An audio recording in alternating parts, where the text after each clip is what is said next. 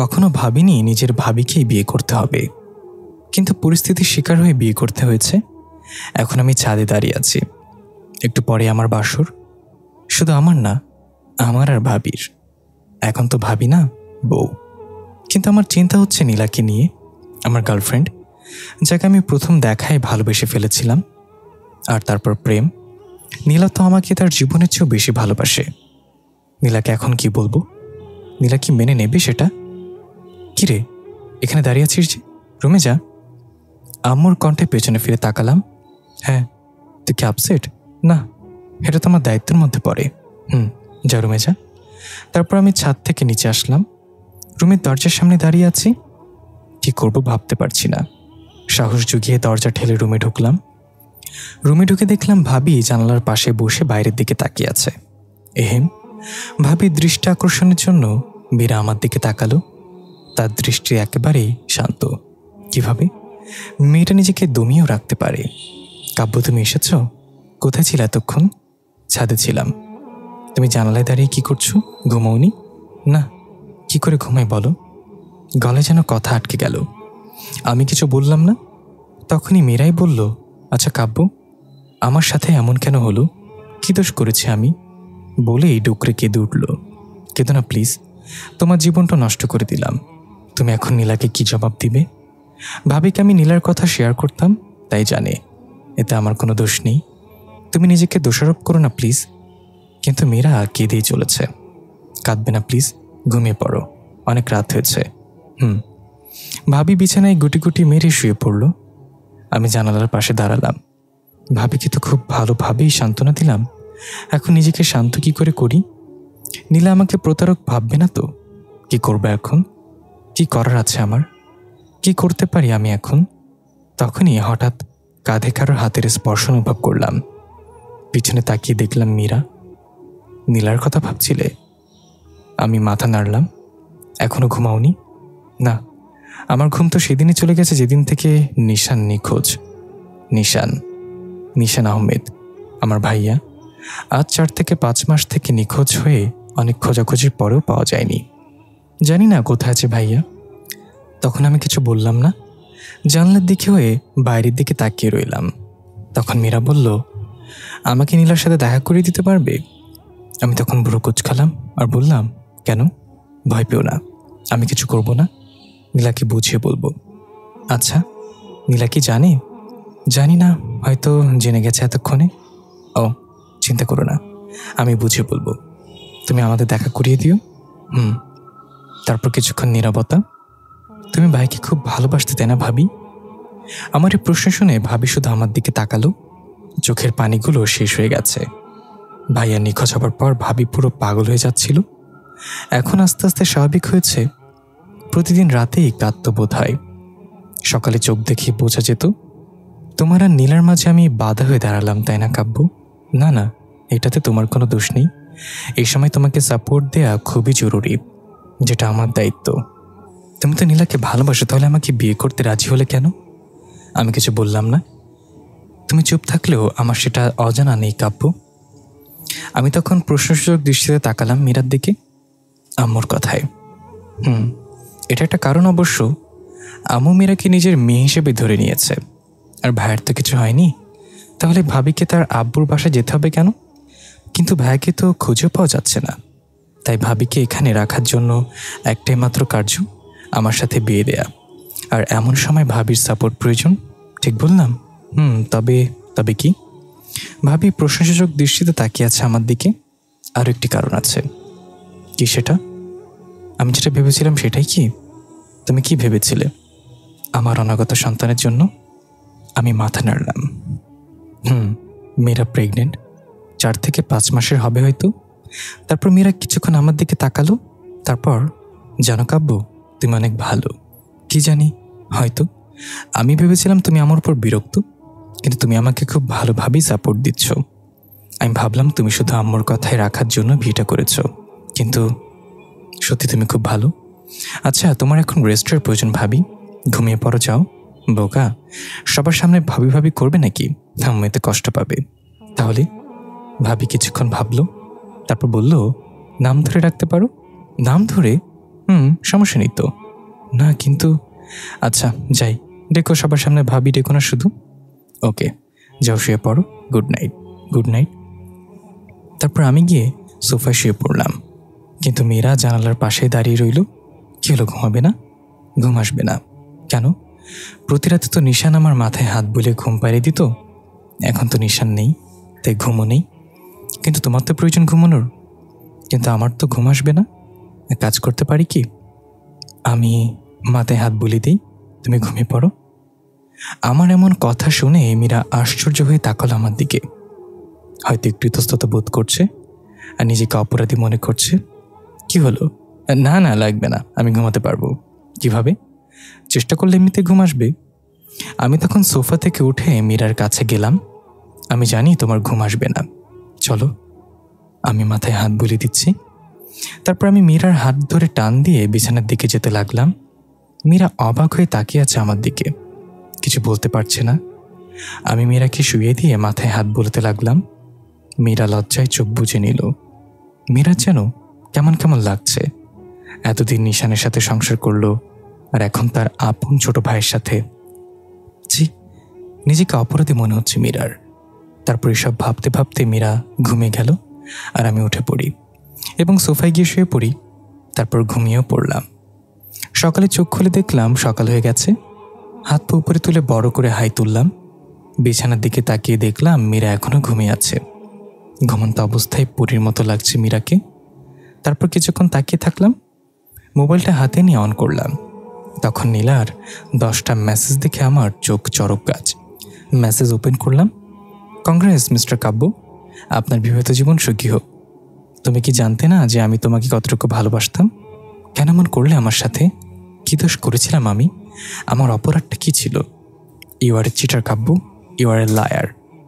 সেদিন কি বলেছিল মনে আছে? জীবন চলে গেলেও তোমাকে আমার থেকে কেউ আলাদা করতে পারবে না, এইটার নমুনা। লাস্ট একটা জিনিস চাই, তুমি সুখে থেকো। মেসেজগুলো পড়ে আর বুঝতে বাকি রইল না যে নীলা আমার বিয়ের ব্যাপারটা জেনে গেছে। শিট, এখন কি করে বোঝাবো নীলাকে যে আমি নিজ থেকেই বিয়েতে করতে চাইনি? কি করে বোঝাবো? উফ, কি করি এখন? সত্যি নীলা আমাকে অনেকটাই ভালোবাসে, তাই হয়তো ব্যাপারটা সহ্য করতে পারিনি। তখন আমি তাড়াতাড়ি করে নীলার ফোনে ফোন করলাম। না, বন্ধ দেখাচ্ছে। নীলা তাহলে সত্যি আমাকে প্রতারক ভেবে নিল। আমি আর কি করতাম? কিন্তু নীলা যাই করুক, নীলাকে ছাড়া তো আমি থাকতে পারবো না।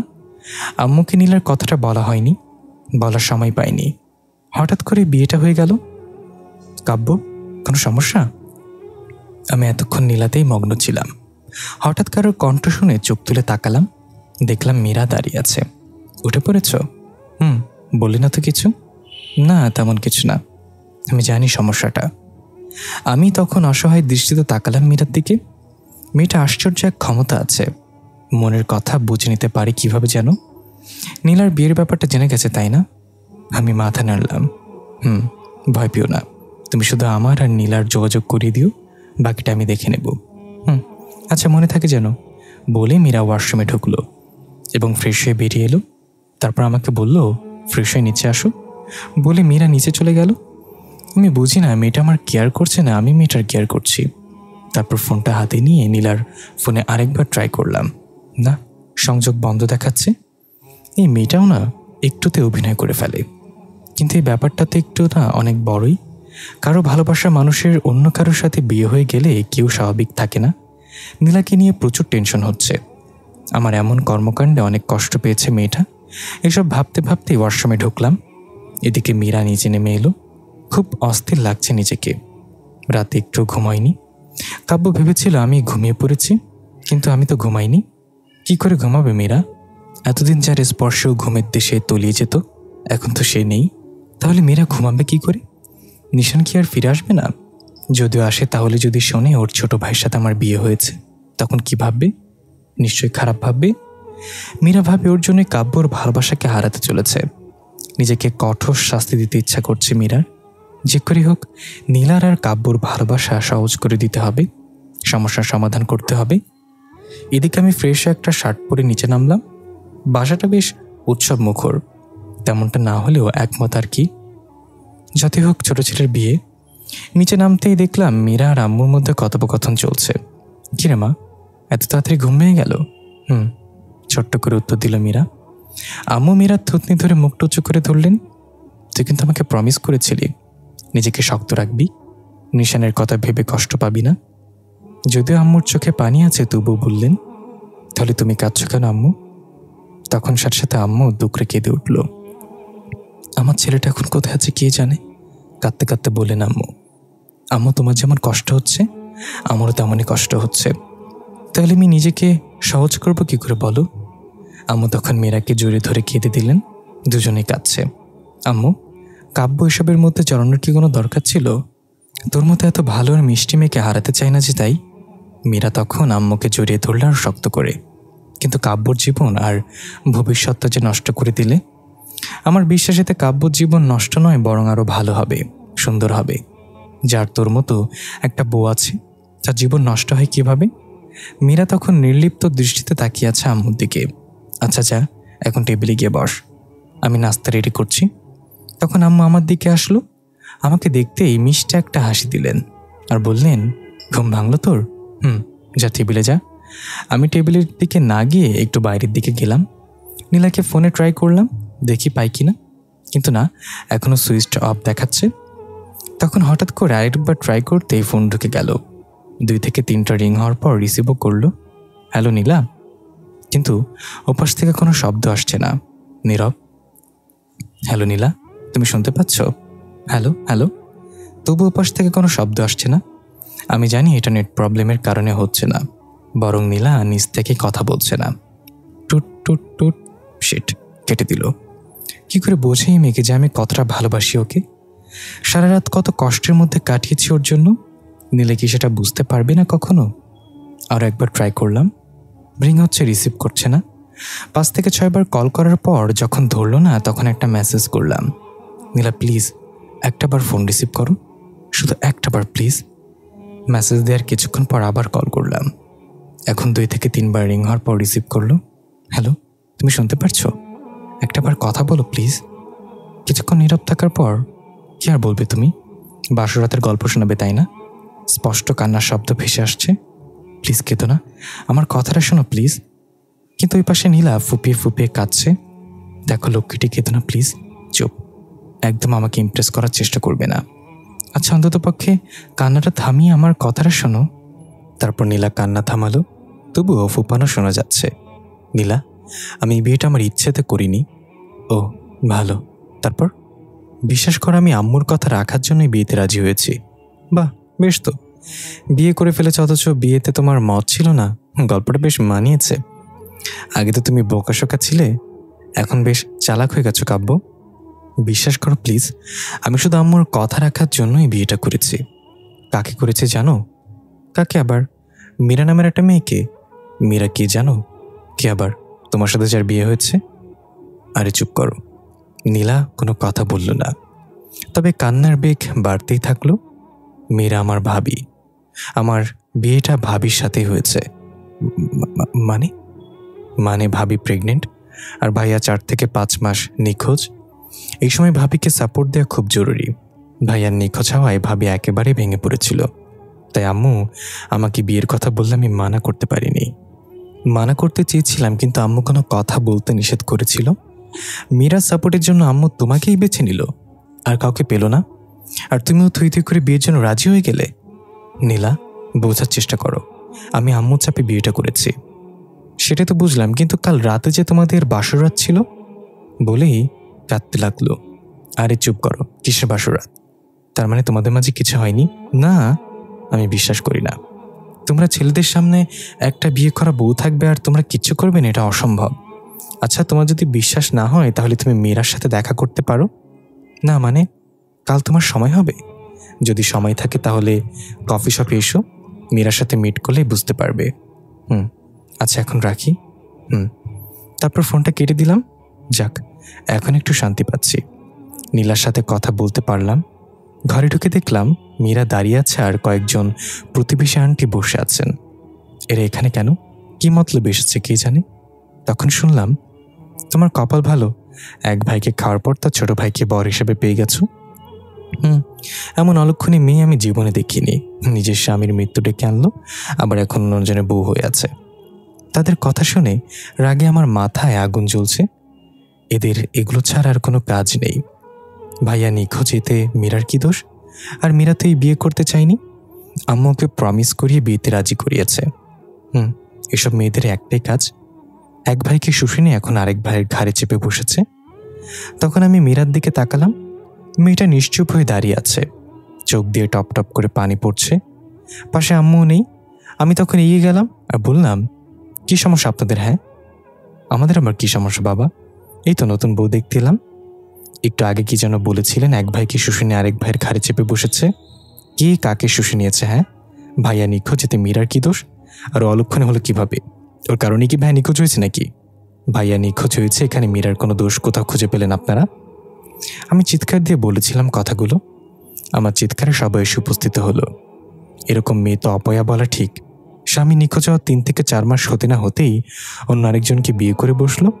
কি খারাপ মেয়ে এরা! চুপ করুন, আর একটা খারাপ শব্দ বলবেন না মীরাকে নিয়ে। বিয়েটা ওর ইচ্ছেতে হয়নি, আম্মুর ইচ্ছেতে হয়েছে। আম্মুকে প্রমিস করিয়ে বিয়েতে রাজি করিয়েছে, না হয় মীরাই বিয়েতে রাজি হতো না। এমন মেয়েকে আপনারা অপয়া বলছেন, যে স্বামীর নিখোঁজ হবার খবরের দিনে 2 থেকে 3 বার অজ্ঞান হয়েছে? এমন মেয়েকে আপনারা অলক্ষণে বলছেন যে গর্ভের সন্তান থাকা সত্ত্বেও তার পরোয়া না করে স্বামীর নিখোঁজ শোকে নিজেকে মৃত্যুর দিকে নিয়ে যাচ্ছিল? কেমন মহিলা আপনারা? মেয়েরার তো পরিস্থিতি যদি আপনার মেয়ের হতো তাহলে এরকম বলতে পারতেন। আমাদের মেয়ে হলে এরকম হতেই পারে না। হতে পারে না? তাহলে আপনার মেয়ে বিয়ের 2 মাস পর ডিভোর্স হয়ে যখন ঘরে বসে আছে কেন? এই আপনার মেয়ের ভালো নমুনা? সবাই তখন চুপ। মীরা আমার দিকে অপলক অবাক দৃষ্টিতে তাকিয়ে আছে। আমি মীরার হাত ধরে উপরের দিকে টেনে নিয়ে যেতে লাগলাম। চলো মীরা। তারপর কয়েক সিঁড়ি উঠেই আমি আম্মুর দিকে তাকিয়ে বললাম, আম্মু, ওনাদের যেন আমার বাড়ির পাশে আশেপাশে না দেখি। বলি রুমের দিকে পা বাড়ালাম। যাওয়ার সময় আম্মুর চোখের দিকে তাকিয়ে দেখলাম আম্মুর চোখ পানিতে চিকচিক করছে। এটা হয়তো আনন্দ অশ্রু। মীরাকে নিয়ে রুমে আসলাম। এখন রাগ আমার মাথায় চড়ে আছে। মীরা আস্তে আস্তে আমার কাছে এসে বলল, খামাখান্ডিদের সাথে ঝগড়া করলে কেন? ওরা তো ঠিকই বলেছিল। চুপ। কি ঠিক বলেছিল? হ্যাঁ, এই যে আমি অলক্ষণে অপয়া। একদম চুপ। এরকম কথা নেক্সট টাইম মুখে আনলে মুখ সেলাই করে দিব। কে বলেছে তুমি ওরকম? যত সব আজগুবি কথাতে বিশ্বাস করো তোমরা মেয়েরা। মীরা কিছুক্ষণ আমার দিকে তাকিয়ে থাকলো, তারপর বলল, তুমি আসলেই ভালো কাব্য। জানি আমি। সকালে নাস্তা করনি, তুমি বসো, আমি নাস্তা নিয়ে আসছি। একটু নড়বে না। আজ থেকে তোমার কাজ করা বন্ধ। মানে? হ্যাঁ, তুমি বসো, আমি নাস্তা নিয়ে আসছি। মীরা বসে বসে ভাবতে লাগলো, কাব্য আসলেই খুব ভালো। খুব ভালোর থেকে আরো বেশি ভালো, বোঝাই যাচ্ছে। খুব কেয়ার নিবে মীরার। এই মুহূর্তে মীরার নিশানের কথা খুব মনে পড়ছে। এখন যদি নিশান থাকতো তাহলে কত কিছুই না করতো। মীরা প্রেগনেন্ট শুনলে খুশিটা আটখানা হয়ে যেত। মীরা পেটে মাথা লাগিয়ে বাবুর সাথে কথা বলতো, কত পাগলামি করত। যদিও মীরার বাবুটা এখন অনেকটা ছোট, যার শুধুমাত্র অস্তিত্বই আছে। এদিকে আমি নিচে আসলাম। নাস্তা নিয়ে উপরে উঠতে যেতে আম্মু বলল, এমনভাবেই মেয়েটার পাশে থাকিস, হারিয়ে যেন না যায় মেয়েটা। আমি অপ্রস্তুত হাসি দিলাম। তারপর রুমে এসে দেখলাম মীরা কি যেন ভাবছে। উফ, তুমি আবার চিন্তায় মগ্ন? তোমার না চিন্তা করা মানা? মীরা তখন আমতামতা করে বলল, আসলে কোনো আসলে টাসলে নাই, এখন খাওয়া শুরু করো। বলেই মীরার মুখের দিকে এগিয়ে দিলাম খাবার। মীরা তাকিয়ে থাকলো আমার দিকে। কি হলো নাও? মীরা তখন কিছু না বলে খাবারটা মুখে নিল। তারপর মীরাকে খাইয়ে দিতে লাগলাম। আমি নিজেও খেতে লাগলাম। তখন মীরাকে বললাম, নীলা তোমার সাথে দেখা করতে চাই, সকালে কথা হয়েছিল। মীরা খাচ্ছিল। তখন আমার এই কথা শুনে খাওয়া বন্ধ করে দিল আর আমার দিকে তাকালো। ও, কখন? কাল বিকেলে। ও। হঠাৎ নীলার কথাটা শুনে মীরার বুকটা কেমন ফাঁকা ফাঁকা মনে হলো। মীরা ভাবল, কাব্যকে হারিয়ে যাবে ওর কাছ থেকে। পরক্ষণে আবার ধিক্কার দেয় নিজেকে। কি ভাবছে আমি এসব? কাব্যর প্রতি দুর্বল হয়ে যাচ্ছি না তো? না না, এটা কি করে হয়? নিশান ছাড়া আর কাউকে ভালোবাসতে পারবো না আমি। একমাত্র নিশানই আমার ভালোবাসার জগৎ, আর কেউ না, কাব্যও না। হয়েছে, আর খাবো না। খাবে না মানে? এগুলো কে খাবে? তুমি খাবে? না না, আমি একা খাবো না, আমার সাথে তোমাকেও খেতে হবে। আমি আর খাবো না প্লিজ। ওকে, তাহলে খাবার রেখে আসি। রেখে আসবে কেন? তুমি খাবে না? না, তুমি যখন খাচ্ছ না তাহলে আমিও খাবো না। বললাম তো আমার পেট ভরে গেছে। রাগ করো না তুমি, প্লিজ খেয়ে নাও। খেতে পারে একটা শর্তে। শর্ত? কি শর্ত?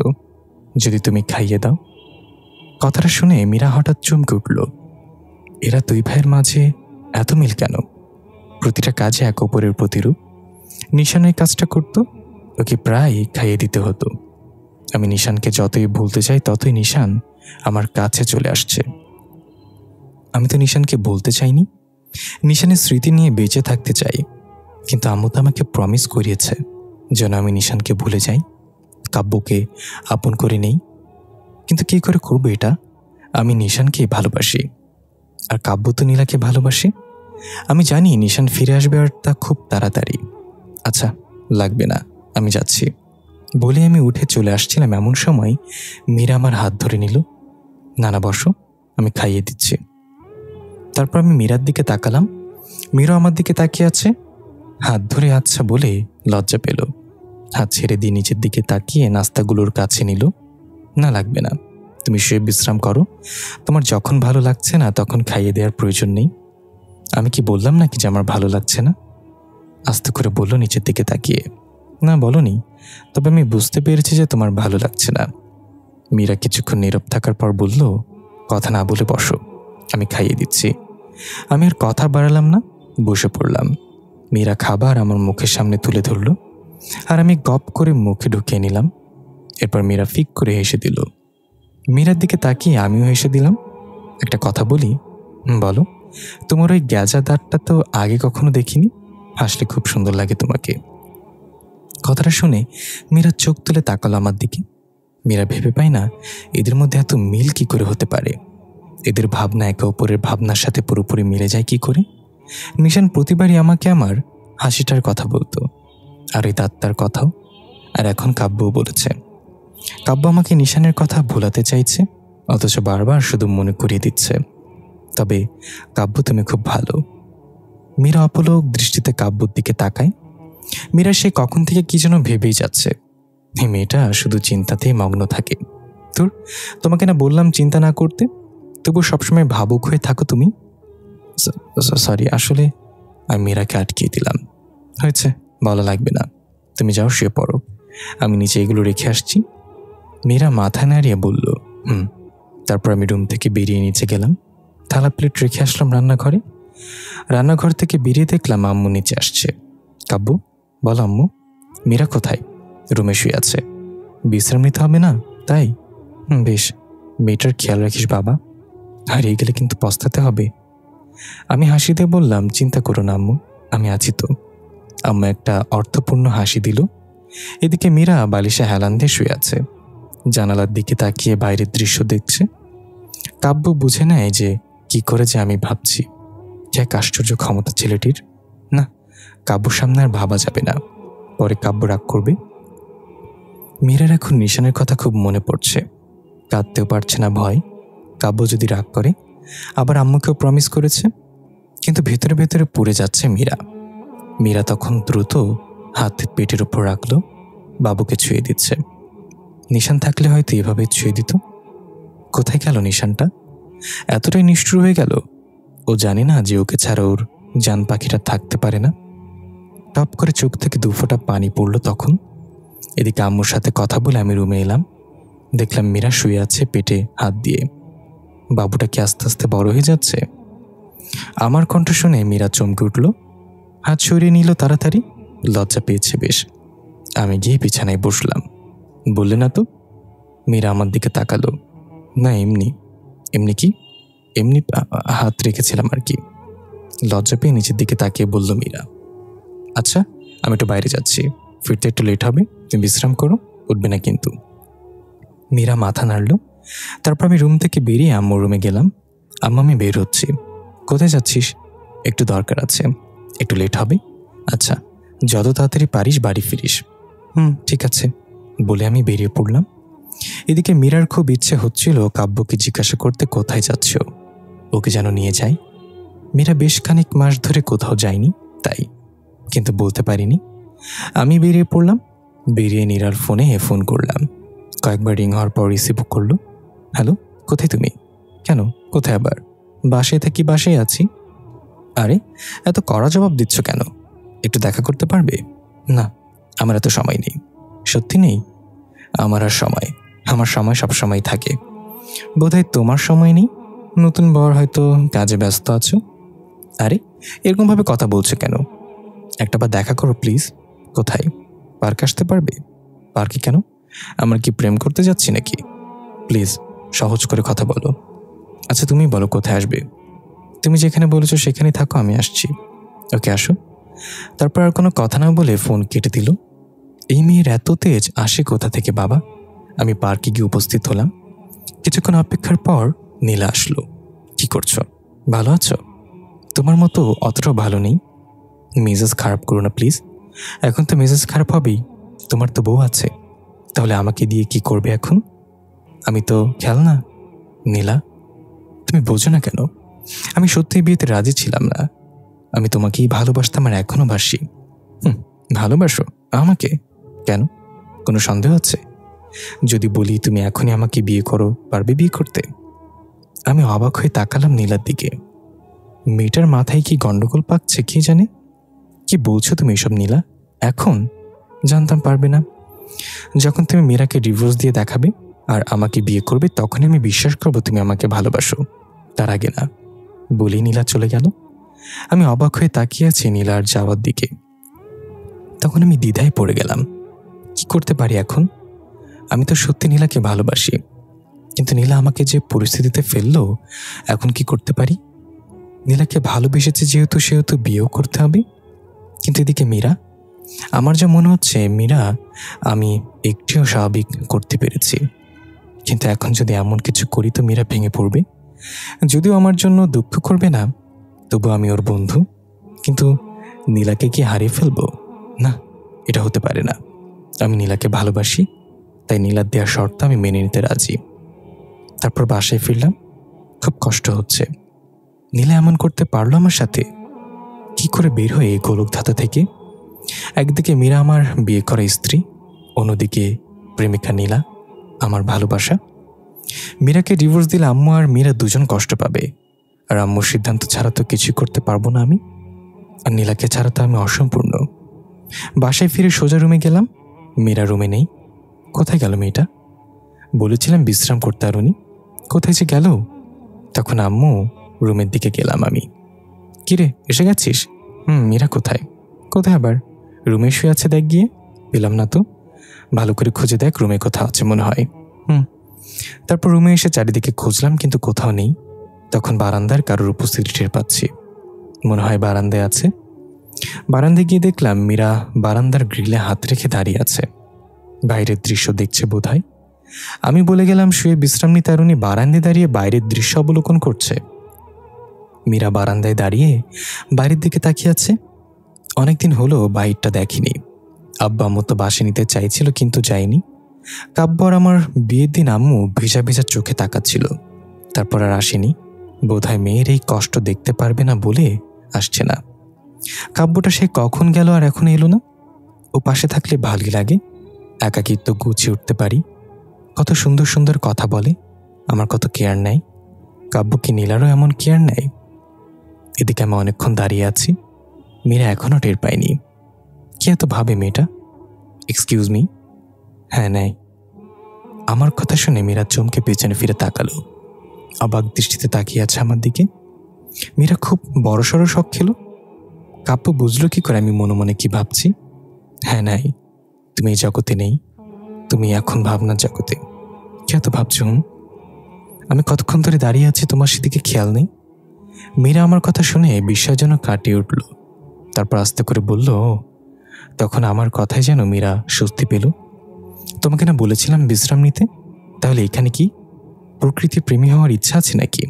না, শুয়ে থাকতে ভালো লাগছিল না, তাই এখানে দাঁড়িয়ে বাইরের দৃশ্য দেখছিলাম। ও, তুমি তো অনেকদিন হলো ঘুরতে যাও না? মীরা তখন মাথা নাড়ল। তাহলে আজ যাবে? কোথায় ঘুরতে? মীরা তখন আমার দিকে তাকিয়ে রইল। কি হলো? যাবে মানে যাবে, মানা করার চান্স নেই। কিন্তু কোনো কিন্তু না, সন্ধ্যায় আমরা ঘুরতে যাচ্ছি, এটাই ফাইনাল। ওকে।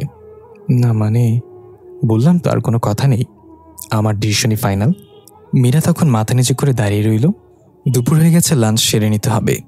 একটু আগেই না খেলাম সকালের নাস্তা, তো এখন আবার কি করে খাবো? কোনো হা করো, খাবে? তারপর সন্ধ্যা হয়ে যাচ্ছে, তো মানা করতে বারণ করলে তো তাহলে তো যেতেই হবে, তাই না? Good girl. গুড গার্ল না চাই। কিছু বললে না তো? ও। তারপর আমি নিচে গেলাম। আম্মু আর রহিমা খালা তখন খাবার রেডি করছে। আব্বা অফিস থেকে বাসে এসেছে লাঞ্চের জন্য। আমি নিচে যেতেই, কিরে বোমা কোথায়? উপরে আসছে। ও, তা মেয়েটাকে একটু বাইরে ঘুরে নিয়ে আয় না, মন ভালো হবে। হ্যাঁ আব্বু, সন্ধ্যায় ঘুরতে যাব ভাবছিলাম। খুব ভালো কথা, গাড়ি নিয়ে সারা শহর ঘুরে আসিস বৌমাকে নিয়ে। এদিকে মীরা রুমে আছে, ভাবুক হয়ে বসে আছে। কাব্য বুঝে নিল যে ও ঘুরতে যেতে চায়। কি করে? আশ্চর্য। কিন্তু আমার যাওয়াটা কি ঠিক হবে? যদি না যাই তাহলে তো কাব্য রাগ করবে। কি করি, যেতে তো হবে। নিশানটা যে কেন এমন করলো আমার সাথে? আজ তো কাব্যর বদলে নিশানের সাথে ঘুরতে যাওয়ার কথা ছিল, কিন্তু নিয়তি সেটা হতে দিল না। নিশানের বদলে কাব্যকে ঠিক করেছে নিয়তি, কিন্তু কাব্যকে আমি কি করে মানা করি? ও তো মানা করতেও বারণ করেছে। যাক, এসব কথা এখন নিচে যায় না, হয় ও নিজেও উপরে চলে আসবে। তারপর মীরা রুম থেকে বেরিয়ে নিচে চলে গেল। এদিকে মীরার জন্য অপেক্ষা করছিলাম। মীরা সিঁড়িতে নিচে নামলো। মীরাকে দেখে আব্বু স্নেহপূর্ণ একটা হাসি দিল। গুড দুপুর আম্মু। আব্বুর কথায় আমরাও হেসে উঠলাম। আমরা জানি আব্বু মীরাকে হাসানোর জন্য বলেছে এটা। মীরাও ফিক করে হেসে দিল। শুভ নন। এদিকে আম্মু তো হাসতে হাসতে গড়াগড়ি খাচ্ছে মীরার আব্বুর কথাবার্তার ধরন দেখে। তা কেমন কাটলো আজ দিনটা? ভালো কেটেছে আব্বু, সন্ধ্যায় আরো ভালো কাটবে। মীরা তখন প্রশ্নসূচক দৃষ্টিতে তাকালো আব্বুর দিকে। সন্ধ্যায় তুমি আর কাব্য বেড়াতে যাবে? মীরা তখন আমার দিকে তাকালো। মীরা হয়তো ভাবিনি আমি আম্মা আব্বুকে বলবো ব্যাপারটা। আচ্ছা আয় বস, খেয়ে নে। তারপর মীরা এসে আমার পাশে বসলো। গল্প করতে করতে খাবার খেয়ে নিলাম। আব্বু অফিসে চলে গেল। আব্বুকে টিফিনের সাথে দিলেও বাসায় খেতে আসে। সে নাকি একা একা খেতে পারে না, সবার সাথে সাথে খেতেই নাকি তার মজা লাগে। সন্ধ্যা হয়ে গেছে। আমি রুমে গিয়ে দেখলাম মীরা আলমারিতে কি যেন খুঁজছে।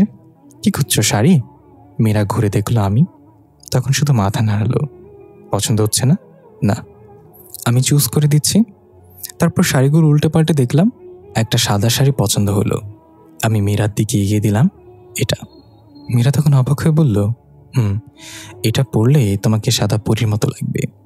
মীরা আবার অবাক দৃষ্টিতে তাকিয়ে রইল। কি হলো? না কিছু না। তারপর আমি একটা নীল শার্ট প্যান্ট পরে রেডি হয়ে নিলাম। রুম থেকে বেরিয়ে গেলাম। নীলাকে কল করতে হবে, না জানি মেয়েটা কি করছে। আমাকে শক্ত শক্ত কথা বললেও আমি জানি না নিজেও কষ্ট পেয়েছে। কল দিলাম কিন্তু রিসিভ করছে না। কিছুক্ষণ পর মোবাইলটা সুইচ অফ দেখাচ্ছে। শিট, মোবাইল বন্ধ করে দিয়েছে। এদিকে মীরা অবাক হচ্ছে, এরা দুই ভাইয়ের পছন্দ এক হয় কি করে? চলাফেরাও এক। নিশান ঠিক একই কথা বলতো, সাদা শাড়ি পরে তোমাকে সাদা পরি লাগবে।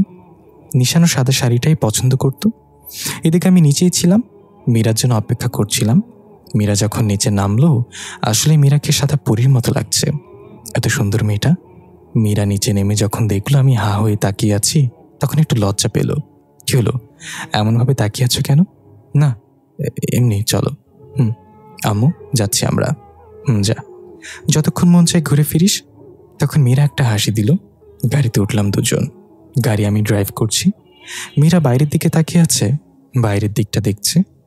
মীরাকে নিয়ে একটা নদীর কিনারায় নিয়ে গেলাম। জায়গাটা তেমন পপুলার না, এমনি জায়গাটা সুন্দর বলে অনেকে এখানে ঘুরতে আসে।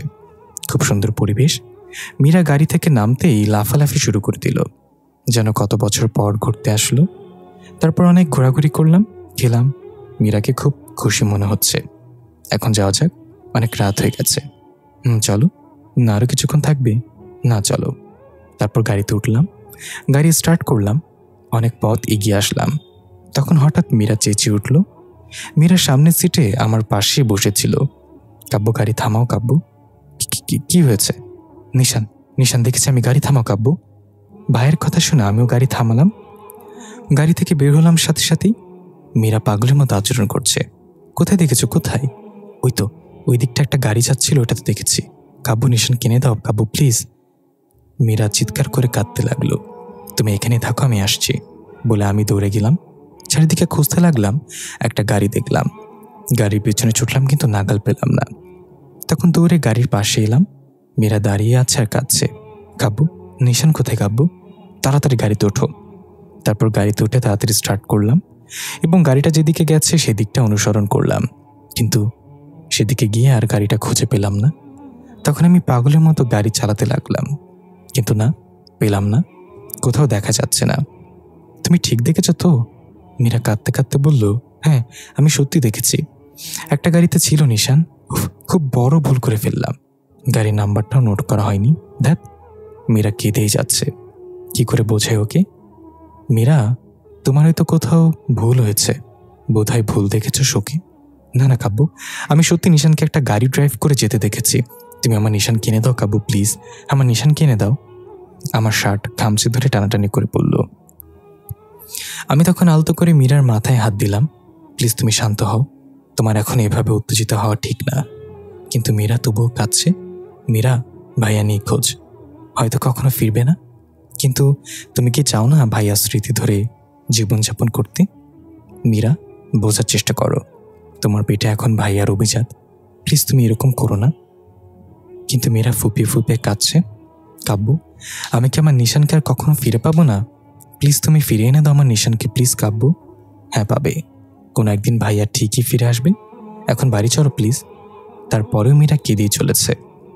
তারপর আমি জোর করে গাড়িতে উঠালাম, তাড়াতাড়ি গাড়ি ড্রাইভ করে বাসায় ফিরলাম। গাড়ির স্টার্ট বন্ধ করে মীরাকে ডাকলাম, মীরা, মীরা। কিন্তু মীরার কোনো কথা বলছে না। কি হলো মিটার?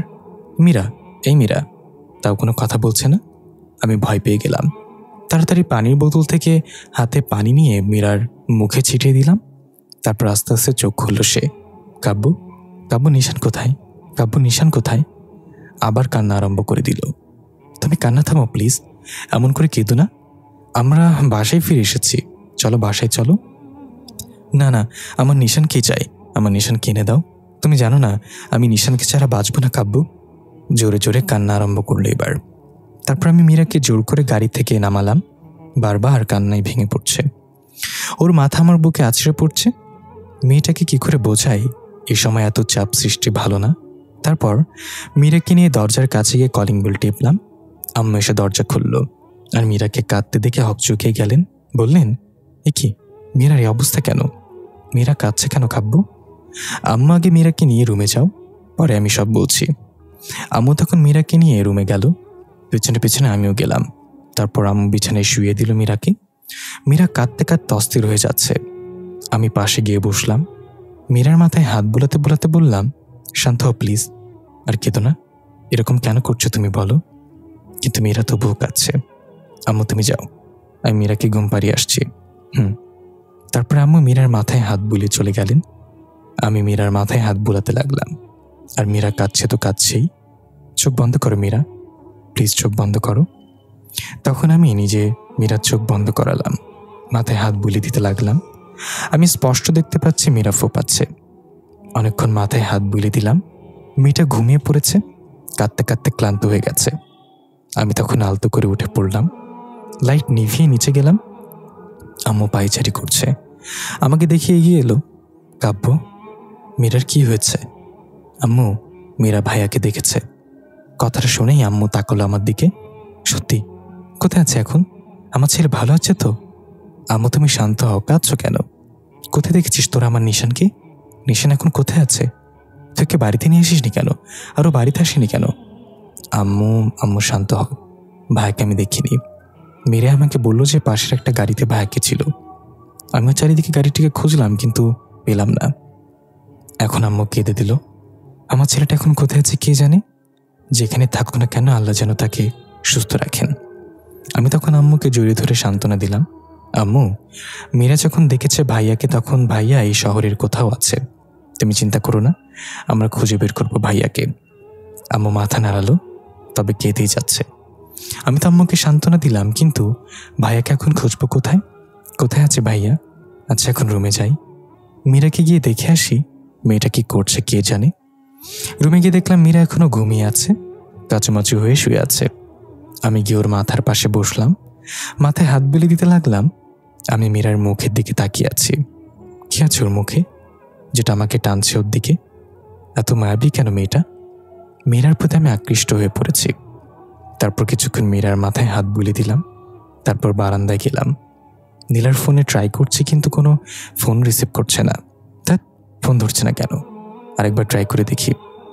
কয়েকবার রিং হওয়ার পর ফোন রিসিভ করলো। কি সমস্যা? ফোন ধরছো না কেন? সমস্যাটা আমার না তোমার। তুমি যদি আমাকে সত্যি ভালোবেসে থাকো তাহলে আমার শর্ত পূরণ করবে, আর যেদিন তুমি আমার শর্ত পূরণ করতে রাজি হবে সেদিনই ফোন দিবে, তার আগে না। কি হলো, কেটে দিলে? নীলা নীলা এমন কড়া কড়া কথা আমাকে শোনাতে পারলো? ওর শর্ত পূরণ করতে না পারলে ওকে কল দিব না? কিন্তু নীলার সাথে কথা না বলে আমি থাকবো কি করে? বুঝতে পারছি না কিছু। কেন এমনটা ঘটলো সবার সাথে? তারপর রুমে এলাম, দেখলাম মীরা এখনো ঘুমাচ্ছে। আমরা বাইরে খেয়ে আসছি, তাই আর না খেয়ে শুয়ে পড়লাম। এরপর প্রায় 1 সপ্তাহ কেটে গেল। মীরা এখন একটু স্বাভাবিক। খুব কষ্ট করে মেয়েটিকে স্বাভাবিক অবস্থায় ফিরিয়ে এনেছি। প্রথম কয়েকদিন তো খাওয়া দাওয়া পর্যন্ত ছেড়ে দিয়েছিলাম, কাঁদতেই থাকতো সারাদিন। তারপরে এই কয়েকদিন মীরাকে নিয়ে অনেক জায়গায় ঘোরাঘুরি করলাম। প্রায় প্রতিদিনই মীরাকে নিয়ে ঘুরতে যেতাম। রাতে মাথায় হাত বুলিয়ে ঘুম পাড়িয়ে দিতাম, গল্প করতাম। বাবুর উপর চাপ পড়বে বলে মীরা এখন আর তেমন ভাবে না, আর কাঁদেও না, তবে উদাস হয়ে থাকে। আর এদিকে নীলার সাথে আমার আর একবারও কথা হয়নি সেদিনের পর থেকে। নীলা সিম বন্ধ করে রেখেছে। রাত হয়ে গেছে। মীরা বারান্দায় ইজি চেয়ারে বসে আছে।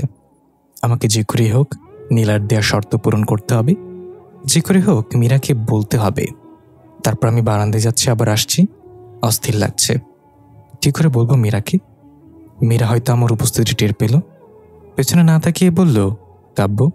হ্যাঁ, কিছু বলবে? ঘুরে আমার দিকে তাকালো, আর আমি মাথা নাড়লাম। বলো। তুমি যদি কষ্ট পাও। মীরা তখন মুচকে হাসলো। কষ্ট? কষ্ট পাবো কেন? আর আমি জানি তুমি আমাকে এমন কোনো কথা বলবে না যাতে আমি কষ্ট পাই। মীরার কথা শুনে আমি চোখ তুলে মীরার দিকে তাকালাম। এ কি, তোমার চোখ লাল কেন? মীরা চেয়ার থেকে উঠে পড়ল, আমার পাশে এসে আমার হাত ধরল। বলো কাব্য, কি হয়েছে তোমার? আমার পাশে এসে আমার হাত ধরল। একমাত্র তুমিই ছিলে আর আছো যে আমাকে আমার পরিস্থিতির সাথে মোকাবেলা করতে সাহায্য করেছো আর করছো। এখন বলো, আমি তোমার জন্য কি করতে পারি? আমি কোনো কথা না বলেই নিচের দিকে তাকিয়ে রইলাম। মীরা এসে আমার দুগালে হাত দিয়ে মাথা উপরে তুলল আর আমার চোখের দিকে তাকালো। বলো কাব্য। নীলা বলেছে। কি হলো, থেমে গেলে কেন? কি বলেছে বলো? তোমাকে ডিভোর্স দিয়ে যেন কি বিয়ে করে নেই। কথাটা শুনেই মীরার মুখটা মলিন হয়ে গেল, আমার গাল থেকে হাত নামিয়ে নিল। আমি জানি তুমি কষ্ট পাবে, তুমি নিজেকে দোষারোপ করবে, তুমি হয়তো ভাববে তুমি খারাপ, তাই আমি তোমাকে ছেড়ে চলে যাচ্ছি। কিন্তু তুমি খুব ভালো মীরা। নীলার এই শর্ত পূরণ না করলে আমার সাথে আর সম্পর্ক রাখবে না, তাই। মীরা তখন মলিন হাসিতে বলল, না, আমি কষ্ট পাইনি। আচ্ছা, তুমি ডিভোর্স পেপার রেডি করো। সত্যি, আমি তোমাকে কষ্ট দিতে চাইনি। মীরা হাসলো। আমি কষ্ট পাইনি। তোমাদের দুজন এক হতে পারলেই আমি খুশি, তোমাদের সমস্যা মিটলেই আমি খুশি। আমি মীরাকে জড়িয়ে ধরলাম। সত্যি, তুমি খুব ভালো। খুব শক্ত করে জড়িয়ে ধরলাম। মীরাও হাত দুটো দিয়ে আমাকে জড়িয়ে ধরল। আমি জড়িয়ে ধরা থেকে ছেড়ে মীরার গাল দুটো ধরে বললাম, you are a very good girl. আমি এমনই একটা বন্ধু চাই, হবে তো? মীরা হাসলো, তবে হাসিটা নিষ্প্রাণ। তারপর আমি রুমের দিকে গেলাম। এদিকে মীরার বুকটা কেমন খালি খালি লাগছে, যেন কিছু একটা হারিয়ে ফেলেছে। মীরা ভাবে, তবে কি আমি কাব্যকে ভালোবেসে ফেললাম? একে ভালোবাসবো না তো কাকে ভালোবাসবো? এত ভালো আবার কেউ হয় নাকি? তবে নিশানও তো আমার মন থেকে যাচ্ছে না। নিশানকেও তো আমি আমার জীবন থেকে বেশি ভালোবাসি, কিন্তু কাব্য আমার জীবন থেকে সরে যাচ্ছে দেখে আমার এত কষ্ট হচ্ছে কেন? না, কাউকে ছাড়তে পারবো না আমি। আমি দুজনকেই ভালোবাসি। মেয়েরা কেঁদেই চলেছে। বিধাতা কেন কে দ্বিধাদ্বন্দ্বের মধ্যে ফেললেন? এদিকে নীলা রুমে উপরে শুয়ে আছে আর কাঁদছে। কাব্যকে কষ্ট দিয়ে নীলাও নিজেও কষ্ট পাচ্ছে। কাব্যর সাথে কড়া করে বলা কথাগুলো নীলাকে বেশি কাঁদাচ্ছে। কি করে কাব্যকে এত কঠিন কঠিন কথা বলতে পারলো নীলা? কি করে? নীলার আব্বু মেহতাব হোসেন রুমে ঢুকলেন, বুঝতে পারলেন মেয়েটা কাঁদছে। কি হয়েছে আম্মু? নীলা চোখ মুছে নিল তাড়াতাড়ি। আব্বু দিকে তাকে একটা হাসি দিল। কিছু না আব্বু। কি ভাবছিস তুই? নিজেকে খুব বড় হয়ে গেছিস? তুই আমার কাছে এখনো সে ছোট্ট খুকি আছিস, আর সেই তুই আমার কাছে তোর কাদার বিষয় লুকাচ্ছিস। নীলা এবার কেঁদেই দিল। কি হয়েছে আম্মু বল? নীলার কাছে গিয়ে মাথায় হাত বোলাতে বোলাতে বললেন, আব্বু, কাব্য। কি হয়েছে?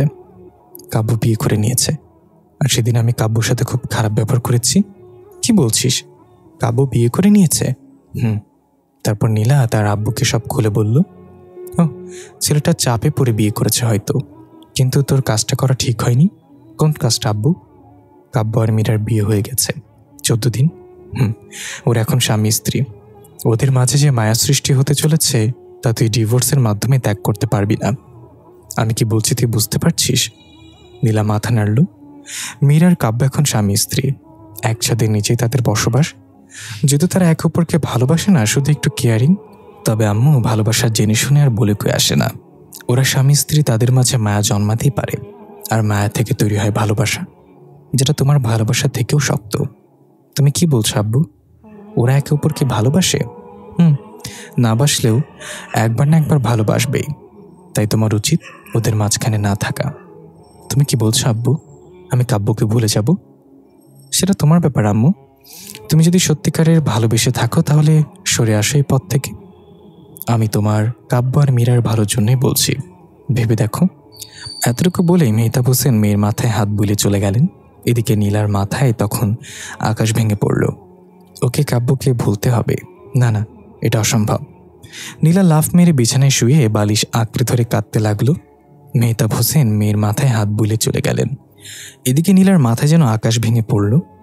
ওকে কাব্যকে ভুলতে হবে, না না, এটা অসম্ভব। নীলা লাফ মেরে বিছানায় শুয়ে বালিশ আঁকড়ে ধরে কাঁদতে লাগলো। আব্বু এটা কি বলছে? কাব্যকে আমি ভুলবো কি করে? কাব্যকে তো আমি আমার জীবনের চেয়েও বেশি ভালোবাসি। আব্বু আমাকে কাব্যর থেকে আলাদা করতে চাইছে কেন? নীলা ফুপি ফুপে কাঁদতে লাগলো আর বালিশ আঁকড়ে ধরে কাঁদতে লাগলো। এদিকে মীরা বিছানায় শুয়ে আছে আর কাব্য সোফায়। এটা প্রতিদিনকার ঘটনা। কাব্য এপাশ ওপাশ করছে আর মীরা এক দৃষ্টিতে কাব্যর দিকে তাকিয়ে আছে। কি আছে ওর এই মুখে? ছেলেরা আবার মায়াবী আর সুন্দর হয় নাকি? কি করে ছাড়ি ওকে, যে আমায় দুঃসময়ে পাশে থেকেছে? কাব্য কাব্য পাশ ফিরে তাকালো মীরার দিকে। কি, এনিথিং রং? না, তাহলে? মীরার দ্বিধা হচ্ছে কথাটা বলতে। কি হলো বলো? না মানে বিছানায় এসে শোও। কাব্য মীরার দিকে তাকালো আর মেয়েরা উৎফুল্ল দৃষ্টিতে বলছে, না আমি সোফায় শুতে পারবো। অসুবিধা হচ্ছে না তো তোমার? তুমি ঘুমিয়ে পড়ো, একটা দিনই তো। মীরার কথা শুনে কাব্যর মুখ মলিন হয়ে গেল। আসলেই তো, কালোরা ডিভোর্সের জন্য অ্যাপ্লাই করবে। এটা হয়তো শেষ রাত ওদের। প্লিজ। কাব্য মীরার দিকে তাকালো। মীরা যেন খুব করে চাইছে কাব্য যেন ওর পাশে শোয়। কাব্য হতে চাইছে, কিন্তু ওকে। কাব্য বালিশ নিয়ে বিছানায় রাখলো, মীরার পাশে গিয়ে শুলো। মীরা চিত হয়ে শুলো, কাব্য একই রকম শুলো। মাঝখানে কোনো বালিশ নেই। আমার অস্বস্তি লাগছে মীরার পাশে এভাবে শুতে। মাঝখানে একটা বালিশ রাখি? আমি তো আবার বেশি ওপাশ ওপাশ করি, কখন আবার তোমার পেটে ঘুষি বসিয়ে দিয়ে ডিসুম ডিসুম করে। মীরা হাসলো, লাগবে না। ও, তারপর কিছুক্ষণ নীরবতা। আচ্ছা কাব্য, মানুষ বড় অদ্ভুত তাই না? কখন কাকে ভালোবেসে ফেলে বলা যায় না। আমি মীরার দিকে তাকালাম। মীরা নীরব দৃষ্টিতে তাকিয়ে আছে আমার দিকে। আসলেই। একটা কাজ করবে? মীরা আমার দিকে প্রশ্ন ছুঁড়ে মারল। কি? আমার পেটে একবার হাত রাখবে? আমি চমকে উঠলাম। অবাক বিস্ময় নিয়ে মীরার দিকে তাকালাম। মীরা দৃষ্টি বরাবর মতোই শান্ত। মেয়েটা এমন কেন? আমাকে অবাক করে দিল, অথচ নিজে একেবারেই শান্ত। কি হলো? আমি ইতস্তত বোধ করলাম। না মানে একবারই তো। তোমার ভালো না লাগলে থাক, শুধু একটা জিনিস অনুভব করিয়ে দিতে চাই তোমাকে। আর আমিও। কি অনুভব করতে চাই? প্লিজ একটাবার হাত রাখো। বলেই নিরীহ দৃষ্টিতে তাকালো আমার দিকে। এখানে নেই কোনো লোভ আর পাপ, নিষ্পাপ একটা মেয়ে যেন মীরা। আচ্ছা প্লিজ। মীরা সোজা হয়ে শোয়া, চোখ বন্ধ করে নিল। মীরা পেটটাতে আস্তে আস্তে বড় হচ্ছে। এখানে রয়েছে একটা দেহের অস্তিত্ব। আমি কাঁপা কাঁপা হাতটা এগিয়ে নিলাম। হাত প্রচুর কাঁপছে, আমি প্রায় ঘামছি। অবশেষে হাত রাখলাম। মীরা জোরে একটা শ্বাস নিল, যেন কিছু অনুভব করছে। আমার স্পর্শ, আর আমি অনুভব করছি একটা অস্তিত্ব। আমি মীরার দিকে তাকালাম চোখ বন্ধ করেই, আর মুখমণ্ডলে যেন মায়া ছড়িয়ে পড়ছে। একটা নেশাবোধ হচ্ছে, হারিয়ে যাচ্ছে মীরা আর মায়াবী মুখে। মীরা চোখ খুলে আমার দিকে তাকালো। কিছু অনুভব করেছ? চোখের কোণে খানিকটা পানি জমে আছে। কি? একটা অস্তিত্ব যেটা আস্তে আস্তে বেড়ে উঠছে। খুব ভালো লাগছে। তাহলে আরও কিছুক্ষণ রাখো, আর অনুভব করো। বলে আমি হাসলাম। মীরা তার হাতটা আমার মাথায় দিয়ে এলো, চুলে বিলি কেটে দিতে লাগলো। কাল কয়টায় যাচ্ছি কাব্য? একজন লয়ারের কাছে যেতে হবে বিকেলে। আমি পেট থেকে হাত সরিয়ে নিলাম। এখন ঘুমাও, মাথায় হাত বুলিয়ে দিচ্ছি। আচ্ছা। আমি মীরার চুলগুলোতে হাত বুলিয়ে দিতে লাগলাম। বাতাস চুলগুলো রেসে আমার মুখে পড়ছে, মিষ্টি একটা ঘ্রাণ। মীরার চোখ আস্তে আস্তে বন্ধ হয়ে এলো। আমিও ঘুমানোর প্রস্তুতি নিলাম। তারপর ঘুমিয়ে পড়লাম। ঘুম ভেঙে গেলে চোখ খুলে দেখলাম সকাল হয়ে গেছে। পাশে হাত দিয়ে দেখলাম মীরা বিছানায় নেই। গেল কোথায়? আমি উঠে বসলাম। এমন সময় দরজা ঠেলে রুমে ঢুকলো মীরা। Good morning, coffee? এগিয়ে এসে কফির মগটা টেবিলে রাখলো। আমি ভুরু কুচকালাম। তুমি রান্নাঘরে গিয়েছিলে? এমনি শুধু গিয়েছিলাম। আম্মু কফি বানিয়ে দিল তোমার জন্য। একা একা নিচে যাওয়ার দরকার ছিল কোনো? যদি কোনো অঘটন ঘটে? আরে কিচ্ছু হবে না, এত ভেবো না তো। উনি জানেন কিছু হবে না। চুপটি করে এখানে বসো, আমি ওয়াশরুম থেকে আসছি। তারপর ওয়াশরুমে গিয়ে ফ্রেশ হয়ে নিলাম। এসে কফি খেয়ে নিলাম। কাব্য, একটা কথা বলি? বলো, যতটা মন চায়। মীরা হাসলো। ডিভোর্সের পরেও কি তুমি আমার যত্ন নেবে? আমি চোখ তুলে মীরার দিকে তাকালাম। শুধু দ্বিধায় ফেলে দেয় মেয়েটা। তখন তো তোমার কেয়ার করার জন্য ভাইয়া থাকবে। কোথায় তোমার ভাইয়া? এই ফেসে গেলাম। এখন কি বলি? না মানে তুমি যখন দেখেছো তখন এখানে আছে ভাইয়া। খুব তাড়াতাড়ি বের করে নেব। আব্বু খোঁজার জন্য লোক পাঠিয়ে দিয়েছে বিভিন্ন জায়গায়। মুখ উদাস হয়ে গেল মীরার। ভুল কিছু বলে ফেললাম? না। তাহলে উদাস কেন? এমনি। তারপর সকালের খাবার মীরাকে খাইয়ে দিলাম। আস্তে আস্তে বিকেল গড়িয়ে এলো। মীরা রেডি, আমিও রেডি। আম্মুকে বেড়ানোর কথা বলে বেরিয়েছি। আমি নিশ্চুপ গাড়ি চালাচ্ছি, মীরাও নিশ্চুপ। গাড়ির বাইরের দিকে তাকিয়ে আছে, তবে প্রতিদিনের মতো উৎফুল্ল নয়। আমি মোবাইল নিয়ে নীলাকে কল করলাম। প্রথমবার রিসিভ করলো না, পরে নিজেই ফোন করলো। হ্যালো নীলা। আমি রিসিভ নিয়ে নিয়েছি। কি? মীরাকে নিয়ে এখন একজন লয়ারের কাছে যাচ্ছি ডিভোর্সের অ্যাপ্লাই করার জন্য, বলে আমি মীরার দিকে তাকালাম। মীরা গাড়ির বাইরের দিকেই তাকিয়ে আছে। তো মানে তুমি খুশি না? না, তোমার মতো ছেলেকে আমি ভালো না বাসলেই খুশি হতাম। মানে কি বলছো সব নীলা? কেন, ভুল কিছু বললাম নাকি? তুমি কি ভেবেছ আমি কুচি খুকি যে কিছু বুঝি না? তোমরা স্বামী স্ত্রী একসাথে নিচে থাকা, তোমাদের মাঝে কিছু হয়নি, এটা কোনো গ্যারান্টি আছে? নীলা, বিলিভ মি, সত্যি আমাদের মাঝে কিছু হয়নি। তুমি মীরাকে জিজ্ঞাসা করো। ওকে আর কি জিজ্ঞাসা করবো? তোমাদের মতো ছেলেদের আমার চেনা আছে। আর আমি তো কখনো তোমাকে ভালোবাসিনি, শুধু টাইম পাস ছিল। কি ভেবেছিলে তুমি বিয়ে করেছো তো আমি কষ্ট পেয়েছি? আরে এটা তো ইম্পসিবল। আমি শুধু অভিনয় করেছিলাম এতদিন। এখন তো তুমি বিবাহিত আর আমার আপদে বিদায়। নীলা, তুমি এতটা নিচে নামতে পারলে? রাগ তো ডায়লগ, নীলা সব পারে। এদিকে আমি কেঁদে দিলাম। নীলা তুমি?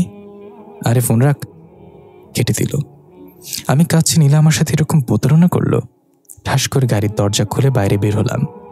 নিজের চুল নিজে ছিঁড়তে ইচ্ছে করছে। ফোনটা আছাড় মারলাম। মীরা হকচকিয়ে গেল। নীরব পাঠকও মুহূর্তের মধ্যে কি ঘটে গেল বুঝতে পারছে না। বাইরে বের হলো মীরা। আমার কাছে এসে আমার গাল দুটো ধরে চোখের দিকে করলো।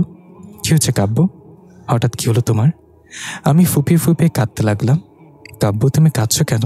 কি হয়েছে তোমার? মীরা ভাঙা ভাঙা গলায় বলল। মীরাও কেঁদে দিয়েছে। মীরা, নীলা বলেই কাঁদতে লাগলাম। কি হয়েছে নীলার? নীলা আমাকে ধোঁকা দিয়েছে, আমার সাথে প্রতারণা করেছে। আমি কান্নায় ভেঙে পড়লাম। মীরাকে জড়িয়ে ধরলাম। মীরাও আমাকে শক্ত করে আঁকড়ে ধরল। তুমি কেঁদো না প্লিজ, কেঁদো না। কিন্তু আমি কেঁদেই চলেছি, নিজেকে মানিয়ে নিতে পারছি না। মীরা আমাকে সান্ত্বনা দিচ্ছে বারবার। মীরা গাড়ির ড্রাইভারকে ফোন করে আসতে বলল। গাড়ির ড্রাইভার এসে পড়লে মীরা আমাকে গাড়িতে তুলে নিল আর ওর কাঁধে মাথা চেপে ধরল। কেঁদো না প্লিজ, শান্ত হও। তারপর আমরা বাড়ি ফিরলাম। ড্রাইভার ভাই আমাকে ধরে রুমে নিয়ে গেল। আমার ভেঙে পড়া দেখে আম্মু পাগল প্রায়।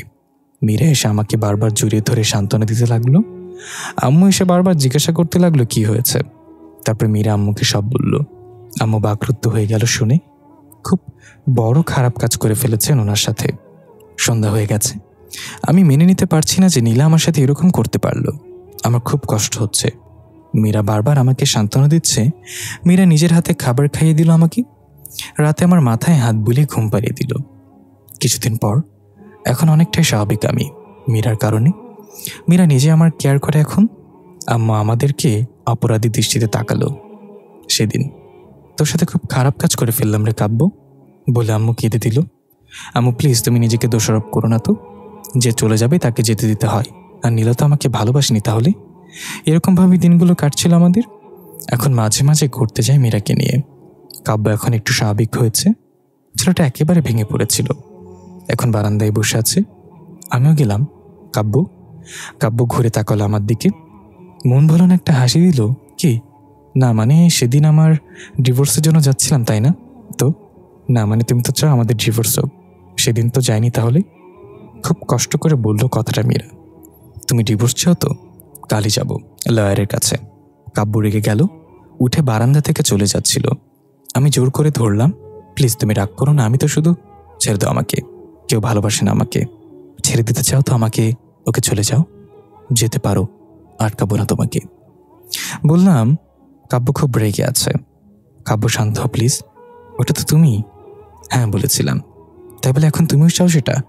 ছেড়ে দাও আমায়, আমি জানি কেউ আমাকে ভালোবাসে না। আমি জোর করে কাব্যকে বিছানায় বসালাম। ছেলেটা কাঁদছে, ওর মাথাটা আমার বুকে রাখলাম। আমি কি খুব খারাপ মীরা? কাঁদতে কাঁদতে বলল। কি বললো তুমি খারাপ? তাহলে ছেড়ে চলে যেতে চাও কেন? সত্যি আর বলবো না, এই কান ধরলাম, এবার হাসো। কাব্য হেসে দিল। এরপর মীরাকে নিয়ে বেড়াতে এলাম পার্কে। একটা বেঞ্চে বসেছিলাম, হঠাৎ ভাইয়ের মতো কাউকে চোখে পড়ল। আমি এগিয়ে গেলাম, পেছনে গিয়ে কাঁধে হাত রাখলাম। পেছনে ফিরতে আমি চমকে উঠলাম, এ তো ভাইয়া। ভাইয়াকে দেখে আমি জড়িয়ে ধরলাম। ভাইয়া তুই এতদিন কই ছিলি? তুই জানিস তোকে কত খুঁজেছি। ভাইয়াও আমাকে জড়িয়ে ধরল। সরি রে, বাসায় যেতে পারলাম না আমি, শুধু মীরাকে একটা জবাব দেওয়ার ভয়ে। এতদিন কোথায় ছিলি? সেদিন যখন বন্ধুর কার নিয়ে একটা কাজে যাচ্ছিলাম, তখন সেখানে যাওয়ার সময় আমি অ্যাক্সিডেন্ট করি, আর তারপর আল্লাহর অশেষ কৃপায় বেঁচে ফিরি। মীরা ভাইয়াকে দেখে কেঁদে দিল, দৌড়ে গিয়ে জড়িয়ে ধরল। কোথায় ছিলে তুমি এতদিন? এত কষ্ট কেন দিলে আমায়? সরি মীরা, তোমাকে আমি কষ্ট দিতে চাইনি। ভাইয়া মীরাকে জড়িয়ে ধরে থেকে ছাড়ল। মিশু বলতে একটা মেয়ে গিয়ে এলো, বেশ সুন্দর দেখতে। সরি মীরা, আমাকে ক্ষমা করে দিও।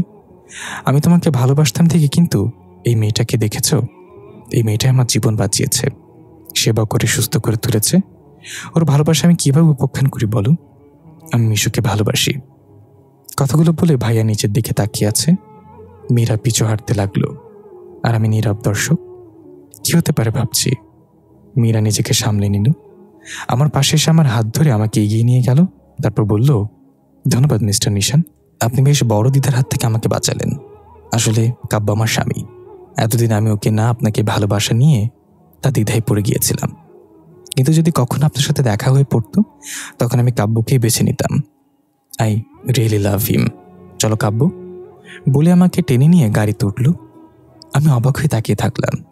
কি করছে মীরা? গাড়ি স্টার্ট করো। মীরা কোনো কথা না। আমি আর কিছু না বলে গাড়ি স্টার্ট করলাম, সোজা বাড়িতে গেলাম। মীরা বাসায় গিয়ে সোজা রুমের দিকে গেল সিঁড়ি। আমিও গেলাম। বারান্দায় গিয়ে বাইরের দিকে তাকাতে থাকলো। এটা কি হলো মীরা? কেন কি হলো? ভাইয়াকে তুমি রেখে চলে এলে, আর মিথ্যা বললে কেন? কোনটা? তুমি আমাকে ভালোবাসো? মীরা কটমট করে আমার দিকে তাকালো। আসলে তুমি একটা গাধা, কোনটা মিথ্যা কোনটা সত্য জানো না। কথাটা সত্য ছিল বলে মীরা চলে গেল। আমি হিসেব মিলাতে লাগলাম, কি বলে গেল মীরা। কিছুদিন পর ওটির বাইরে দাঁড়িয়ে আছে আমি, ভেতরে আমার মীরা। মীরা প্রেগন্যান্সির পেইন উঠেছে, প্রসব ব্যথা। হাসপাতালে নিয়ে এসেছি। আমি কান্নায় ভেঙে পড়লাম এবং বসে পড়লাম ওটির সামনে। আব্বু আম্মুর বারবার সান্ত্বনা দিচ্ছে আমাকে। আমি ভাবছি কি হবে আমার সাদা পরীটার। অতঃপর অপেক্ষার প্রহর শেষ হলো। ডাক্তার বেরিয়ে এলেন। আমার অবস্থা বুঝে আমি কিছু জিজ্ঞাসা করার আগে বললেন, কংগ্রাচুলেশন মিস্টার কাব্য, আপনার একটা মেয়ে সন্তান হয়েছে। আর মীরা, নাও দে আর সেফ। আমি খুশিতে ডাক্তারকে জড়িয়ে ধরলাম। ওটির ভেতরে ঢুকতেই মীরা আমার দিকে তাকে একটা হাসি দিল। আমি পাশে গিয়ে মীরার হাত ধরলাম। তুমি হাসছো, জানো আমার কি অবস্থা হয়েছে? তোমার কষ্ট হয়নি তো? মীরা আমার হাত শক্ত করে ধরল। তুমি পাশে থাকলে আমি কিছুতেই কষ্ট পাবো বা ভয় পাই না। আমি আমার মাথা মীরার মাথায় ঠাকালাম। শুধু বউকে নিয়ে থাকবে, মেয়েকে কোলে নেবে না? আমি মুচকি এসে মেয়েটাকে কোলে নিলাম। আচ্ছা, মেয়েটা আমার মতো হলো কি করে? মীরা রহস্যময় এক হাসি দিল। কিছুটা অজানা রহস্যের মধ্যেই থাক, তবে ভুল কিছু ভাবিয়েন না। প্রিয় লিসেনার, এখন শুরু হচ্ছে সিজন 2। রহস্যের জোট এখন খুলবে, তার জন্য শেষ পর্যন্ত শুনতে থাকুন। আব্বু আম্মু স্কুলের মিস ওনাকে আম্মু ডাকতে বলেছেন। গাড়ি তুড়তে বলল নুসরাত। আসলে নুসরাতকে বাড়ি নিয়ে যাওয়ার জন্যই ওদের স্কুলের সামনে গিয়েছিলাম। নুসরাতের স্কুল তো দুপুরে ছুটি হয়, তাই প্রতি দুপুরে আমি অফিস থেকে সোজা নুসরাতের স্কুলে চলে যাই। তারপর নুসরাতকে নিয়ে বাসায় গিয়ে লাঞ্চ করি। আসলে অফিসটা আমাদেরই তো, তা জানে না তাই। কিন্তু একটু আগে নুসরাত এটা কি বলল, ওর মিস ওকে আম্মু ডাকতে বলেছে। কি তিনি? মামুনি, তোমার মিসের নাম কি? নীলা হোসেন। নুসরাতের কথায় আমি হকচকে গেলাম। নীলা? নুসরাতের মিস? মেয়েটা এখানে শিক্ষকতা করে? ওর আবার শিক্ষকতা করার শখ জাগলো কেন? ওরা তো বেশ সম্পদশালী। নাকি অন্য নীলা? না, নীলার নামই তো নীলা হোসেন ছিল। ওর বাবার নাম মেহতাব হোসেন। মেয়েটা এখন কি চায়? আমার মেয়ের পিছনে কেন পড়েছে? কয়েক বছর আগে তো আমার সাথে ছলনা করেছিল, এখন আমার মেয়ের সাথে মিশে আবার কি করতে চাচ্ছে? নুসরাত, তোমার আম্মা একজনই ছিল আর একজনই থাকবে, অন্য কাউকে আম্মু ডাকার প্রয়োজন নেই। আব্বু, কোথায় আছে আমার আম্মু? তখন আমি হতভম্ব হয়ে গেলাম নুসরাতের প্রশ্নে। এখন কি জবাব দিই? কি করে বলি যে তোমার আম্মুকে তুমি কখনো খুঁজে পাবে না? আর এইটুকু মেয়ের আম্মুর জন্য তো মন কাঁদবেই। কত বয়সী বা ওর? মাত্র 4 বছর, এখনো প্লেতে পড়ে। আমি নুসরাতের দিকে তাকালাম। অসহায় দৃষ্টিতে আমার দিকে তাকিয়ে আছে মেয়েটা। আমি মেয়েটাকে বুকে আঁকড়ে ধরলাম। মামুনি, আমি তোমার আব্বু আর আমি তোমার আম্মু, অন্য কাউকে আর আম্মু ডাকার প্রয়োজন নেই। সবার তো আম্মু আব্বু দুজন থাকে, কিন্তু আমি একাই তোমার সব। আমি তোমার জন্য কি যথেষ্ট না মামুনি? নাকি তোমার আম্মু চাই? আসলে আমার মেয়েটার ভিতরে ওর আম্মুর প্রতি যে ভালোবাসা, সেটা দেখে আমার কান্না পাচ্ছে। মা ছাড়া কোনো সন্তানই বা পরিপূর্ণভাবে বের উঠতে পারে না। নুসরাত ওর ছোট হাত দুটো দিয়ে আমার চোখের পানি মুছে দিল আর বলল, তুমি কেঁদো না আব্বু, আমার আর কেউ লাগবে না, শুধু তুমি থাকলেই চলবে। আমি আমার মেয়েটাকে শক্ত করে আঁকড়ে ধরলাম। এইটুকু বয়সে এত কিছু বোঝে আমার মেয়েটা। আচ্ছা, এখন বাসায় যাওয়া যাক, তোমার দাদা দাদি অপেক্ষা করছে, গিয়ে একসাথে লাঞ্চ করতে হবে। তবে আজ কিন্তু লাঞ্চের পর আর তুমি অফিসে যেতে পারবে না, আমার একা একা ভালো লাগে না। একা একা কোথায়? তোমার না দাদু দিদা আঙ্কেল আর ছোট আম্মু তো আছেই, আর তোমার একা একা লাগবে কেন? আমি তো তোমাকে ঘুম পাড়িয়ে তারপর অফিসে যাই, আর এসেই দেখেছো তুমি একটু আগে মাত্র উঠলে। তাহলে বিষয়টা কি হলো? না না, আজ আর তা হবে না, তুমি আমাকে ঘুম পাড়িয়ে যেতে পারবে না। আজ তুমি আমার পাশেই থাকবে সারাক্ষণ। ওকে ওকে, যাব না। খুশি তো? নুসরাত হাসলো ছোট ছোট দাঁত বের করে। খুব খুশি। ওকে, তাহলে এখন যাওয়া যাক। ওকে। তারপর গাড়ি স্টার্ট করে এগুলাম বাসায় যাওয়ার জন্য। মনে মনে একটা প্রশ্ন রয়ে গেল, নীলা কি জানে যে নুসরাত আমার মেয়ে? যদি জানি বা, তাহলে নুসরাতের সাথে মেশার কি দরকার ওর? কি চাই ও? ভাবতে ভাবতে বাসায় ফিরলাম। গাড়ির দরজা খুলতেই নুসরাত দৌড় দিল, গিয়েই দাদু দিদার সাথে দুষ্টুমি আরম্ভ করে দিল। আমি শার্টের হাতে উপরে তুলতে তুলতে ঘরে ঢুকলাম। তখন আম্মু এগিয়ে আসলো। কিরে, এসে গেছিস? যা, ফ্রেশ হয়ে নিচে আয়। তারপর আমি রুমে গেলাম, ফ্রেশ হয়ে শার্ট পাল্টে নিলাম। ম্যানেজারকে ফোন করে বললাম অফিসার যাব না আজ। আলমারিটা লাগাতে তখন হঠাৎ একটা ছবির দিকে চোখ পড়ল। তখন ওটা হাতে নিলাম। মীরা আর আমার ছবি টেবিলে রাখার জন্য ফ্রেমে বাঁধিয়েছিলাম। মীরার মুখের ওপর হাত দিয়ে অনুভব করতে লাগলাম যেন মীরা আমার পাশেই আছে। পাশেই থাকতো যদি না সেদিন ঘটনাটা ঘটতো। চলুন তাহলে সেদিনের ঘটনায় ফিরে যাই। অফিস থেকে ফিরে রুমে ঢুকতেই দেখলাম মীরা মন খারাপ করে জানালার পাশে বসে আছে। মীরা আমার দিকে তাকিয়ে আবার বলে মুখ ঘুরিয়ে নিল। বুঝলাম মীরা রেগে আছে। কি হয়েছে জানটার? বলে পেছন থেকে জড়িয়ে ধরলাম। কিন্তু মীরা কোনো কথা বলছে না। কি হলো, কথা বলছো না কেন? তুমি কি বলেছিলে তোমার মনে আছে? তখন আমি ভাবতে লাগলাম কি বলেছিলাম। আজ না তুমি আমাকে ঘুরতে নিয়ে যাবে বলেছিলে? হ্যাঁ ঠিকই তো বলেছিলাম। তাহলে কি? তোমার তো মনেই ছিল না যে আমাকে ঘুরতে নিয়ে যাবে। কি বলো মনে ছিল না মানে? তোমাকে মেসেজ করে না বললাম যেন তুমি রেডি হয়ে থাকো? কি? অবাক হয়ে তাকালো আমার দিকে। হ্যাঁ। তারপর মীরা তড়িঘড়ি করে মেসেজ চেক করলো। মেসেজ অপশনে গিয়ে দেখলো আমার মেসেজ। তখন জিহ্বায় কামড় ধরলো। সরি বাবু, আমি দেখিনি, আর না দেখি তোমাকে দোষারোপ করেছিলাম। বলে আমার গলা জড়িয়ে ধরল। রাগ করে না বাবু, প্লিজ। আমি কোনো কথা বললাম না। প্লিজ কথা তো বলো, প্লিজ। সরি তো। আমি তখনই আচমকাই মীরাকে আরও জোরে টান মারলাম, যার কারণে মীরা ধপাস করে আমার বুকে এসে সেটে গেল। এভাবে বললে হবে না, আদর করতে হবে। কুত্তা, ছাড়ো, কেউ এসে যাবে। আর এক মেয়ের বাপ হয়েও শয়তানি যায়নি। এত সহজে না, আজ ছাড়ছি না আমি। কাব্য বলেই অসহায় দৃষ্টিতে তাকালো আমার দিকে। নো নো, হবে না, কোনো মতেই না। তুমি আমাকে আদর করবে, তারপর ছাড়বো। ওকে ওকে। তারপর মীরার ঠোঁট আমার ঠোঁটের দিকে এগিয়ে নিয়ে এলো, ছোট্ট করে চুমু দিল। শুধু ঠোঁটে ঠোঁট ছুঁয়ালো, আর আমি আমার ঠোঁট ঢুকিয়ে দিলাম মীরার ঠোঁটে। তারপর এক মধুর সময়। কাব্য, তুমি না শোধরাবে না? বউ পাশে থাকলে কেউ শোধরায় না এই অভ্যাসটা, শয়তান। বলে একটা হাসি দিয়ে দৌড় দিল। সেদিন ছিল আমার আর মীরার শেষ দিন। মীরা চলে যাচ্ছিল দৌড়ে। আমি পেছন থেকে বললাম, রেডি হয়ে নাও। আমি রেডি হয়ে নিলাম। দেখলাম মীরা আয়নার সামনে দাঁড়িয়ে আছে। সাদা শাড়ি পরেছিল সেদিন আমার, সাদা পরিটা। আমি গিয়ে আমার থুতনি ওর গলার পাশে রাখলাম। উফ, যা লাগছে না তোমাকে? মীরা লাজুক একটা হাসি দিল। শুধু পটানোর ধান্দা, তাই না? আরে না, সত্যি বলছি, খুব হট লাগছে। মীরা তখন কটমট দৃষ্টিতে তাকালো আমার দিকে। কাব্য, সরি। আমি মীরার কোমর ধরে কাঁধে মাথা রেখে আয়নায় আমার সাদা পরীকে দেখতে লাগলাম। এত সুন্দর কেন তুমি? তুমি আমার বর বলে? মীরার চুলগুলো সরিয়ে নাক ডুবে দিলাম গলার পাশে। মীরা চোখ বুজে নিল। ওর প্রতিটা নিঃশ্বাস আমি শুনছিলাম। কাব্য, তোমার ভাইয়া বলে? বলেই রুমে ঢুকলো মিশু ভাবি। হ্যাঁ, ভাই সেদিন ফিরে এসেছিল। মিশু ভাবি আর ভাইয়ার বিয়ে হয়েছিল, আর আমি নিজেকে গুছিয়ে নিলাম। সরি, রং টাইমে চলে আসলাম বলেই মুচকে এসে চলে যাচ্ছিল ভাবি। না ভাবি, কি বলবে বলো? তোমার ভাইয়া তোমাকে ডাকছিল। আসছি আমি। না, এত তাড়াতাড়ি কেন? একটু পরে না হয়ে আসো। এদিকে মীরা লজ্জায় লাল হয়ে গেল। পরে আমরা বেরিয়ে পড়লাম। নুসরাতকে ভাবির কাছে রেখে গিয়েছিলাম, কারণটা অজানা।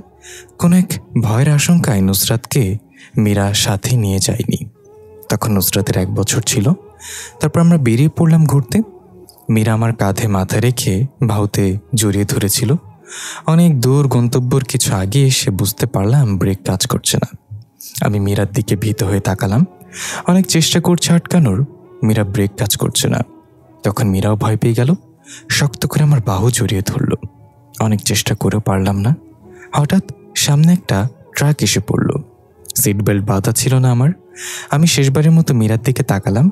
কিছু করার আগেই মীরা আমার পাশে দরজা খুলে আমাকে ধাক্কা মেরে বাইরে ফেলে দিল। গাড়িটা সোজা গিয়ে ট্রাকের সাথে ধাক্কা খেল।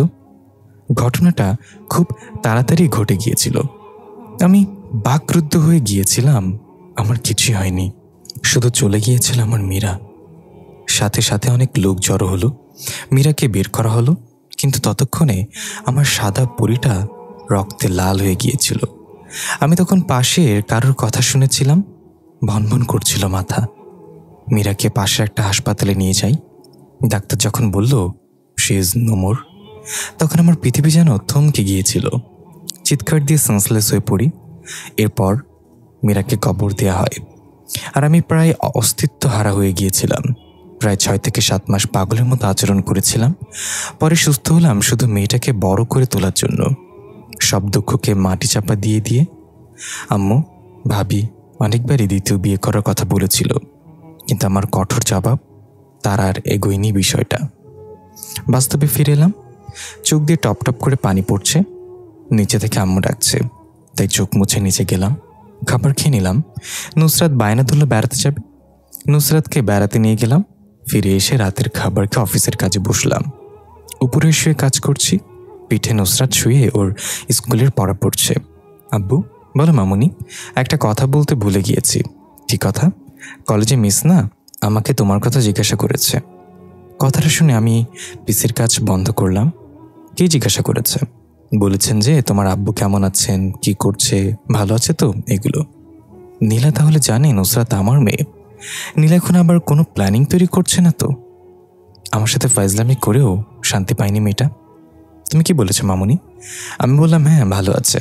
ও, ওই মিস কি তোমাকে খুব বেশি আদর করে? আমাকে চকলেট এনে দেন, কোলে নেন, আমাকে নিয়ে খেলা করেন, খুব ভালো উনি। নীলাকে আমি যতটুকু চিনি বাচ্চাদেরও খুব ভালোবাসে, কিন্তু এটাও কি সেই অভ্যাসগত ভালোবাসা নাকি আমার প্রতি কোনো কিছুর প্রতিশোধ নেওয়ার প্ল্যান? কি জানি। মামুনি, তুমি ওনার সাথে বেশি মিশবে না, কেমন? কেন আব্বু? কারণ অপরিচিত মানুষদের সাথে বেশি মিশতে নেই। কিন্তু উনি তো খুব ভালো, খুব আদর করেন আমাকে। তবুও আমার তো ওনার সাথে সময় কাটে খুব ভালো। বলে নুসরাত পিঠ থেকে নেমে আমার মতো করে উপর হয়ে শুয়ে পড়তে লাগলো। আমি মেয়েটার দিকে তাকালাম। ওর মুখে মায়ের প্রতি ভালোবাসা প্রকাশ পাচ্ছে। এত পিচ্ছি বয়সে যেখানে সব বাচ্চাদের মায়ের কাছে থাকা উচিত, নুসরাত সেখানে ওর মাকে দেখেনি পর্যন্ত। মায়ের ভালোবাসা পেতে কাতর হয়ে আছে নুসরাত। নীলার সাথে সময় কাটিয়ে খেলাধুলা করে হয়তো ওর সে অভাবটা পূরণ হচ্ছে। নুসরাত হয়তো নীলাকে ওর মায়ের স্থান দিয়ে দিয়েছে। মায়ের ভালোবাসা হয়তো নীলার কাছেই খুঁজে পাচ্ছে। তাহলে আমি না করি কি করে? যাই হোক, আমার মেয়েটা খুশি থাকলে আমি খুশি। আচ্ছা, তাহলে তুমি ওনার সাথে সময় কাটিয়েও সমস্যা নেই। থ্যাংক ইউ আব্বু। আমার গলা জড়িয়ে ধরে একটা পাপ্পি দিল। ওয়েলকাম মামুনি। কিছুক্ষণ পরে নুসরাত আবার উঠে বলল, আচ্ছা আব্বু, ওনাকে আম্মু ডাকলে তুমি রাগ করবে? আমি নুসরাতের দিকে তাকালাম। ওর মুখে অনুরোধের ইঙ্গিত ফুটে উঠেছে, যেন বলছে, প্লিজ আব্বু, মানা করো না। না, তুমি কাউকে আম্মু ডাকবে না। তোমার মিসকে বলবে যে আব্বু আপনাকে আন্টি বলে ডাকতে বলেছেন, কেমন? নুসরাত মুখ গোমরা করে বলল, আচ্ছা আচ্ছা, এখন শুয়ে পড়ো, ঘুমাতে হবে তো। তারপর নুসরাত বই রেখে শুয়ে পড়ল। আমি পিসিটা রেখে লাইট নিভিয়ে শুয়ে পড়লাম। নুসরাতের মাথায় হাত বুলিয়ে ঘুম পাড়িয়ে দিলাম। আমি নিজেও ঘুমিয়ে পড়লাম। সকালে নাস্তা করে নুসরাতকে নিয়ে বেরিয়ে পড়লাম আমার অফিস আর নুসরাতের স্কুলের উদ্দেশ্যে। নুসরাতকে নামিয়ে দিয়ে আসছিলাম। নুসরাত টাটা জানিয়ে চলে গেল। গাড়িতে উঠে এবার সময় প্রশ্ন করলো, ভালো আছো? কেউ প্রশ্ন করলো। তাকাতেই পুরনো স্মৃতি এসে জমা হলো যে মনে, সেই চিরচেনা মুখ, তবে এখন একটু ভিন্ন। আগের মতো ওর মুখে চঞ্চলতার চটুলতার ভাবটা নেই। কেমন গম্ভীর গম্ভীর, চোখে চশমা, রেশমের সুতো দিয়ে কাজ করা কাপড়, পূর্ণ যুবতী মনে হচ্ছে দেখে। হওয়ারই কথা। হয়তো এখন ওর বিএফের সাথে সংসার করছে। এমন মেয়ে প্রেম করেই বিয়ে করছে নিশ্চয়ই। ছেলে মেয়েও থাকতে পারে। তাহলে আমার মেয়ের পেছনে পড়েছে কেন নীলা? জবাব দিচ্ছ না যে? কিসে জবাব? জিজ্ঞাসা করলাম, কেমন আছো? ভালো। দেখতে তো পারছো। যেটা আমি দেখতে পারছি আর যেটা তুমি বলছো দুটো যেন মিলছে না কাব্য। কেমন দেখলে তুমি ভালো নেই? এরকম মনে হওয়ার কারণ কি? মীরার মৃত্যু। আমি একটু অবাক হলাম। নীলা জানলো কি করে যে মীরা মারা গেছে? জেনেছ হয়তো কোনোভাবেই। মেয়েরা ছলনাময়ী হয়। দেখেছ, চলে গেছে আমাকে ছেড়ে। না না, এরকমভাবে বলো না প্লিজ। কেন বলবো না? যেটার উজ্জ্বল দৃষ্টান্ত তুমি নিজেই। দেখলাম নীলার চোখ দিয়ে পানি গড়িয়ে পড়ল।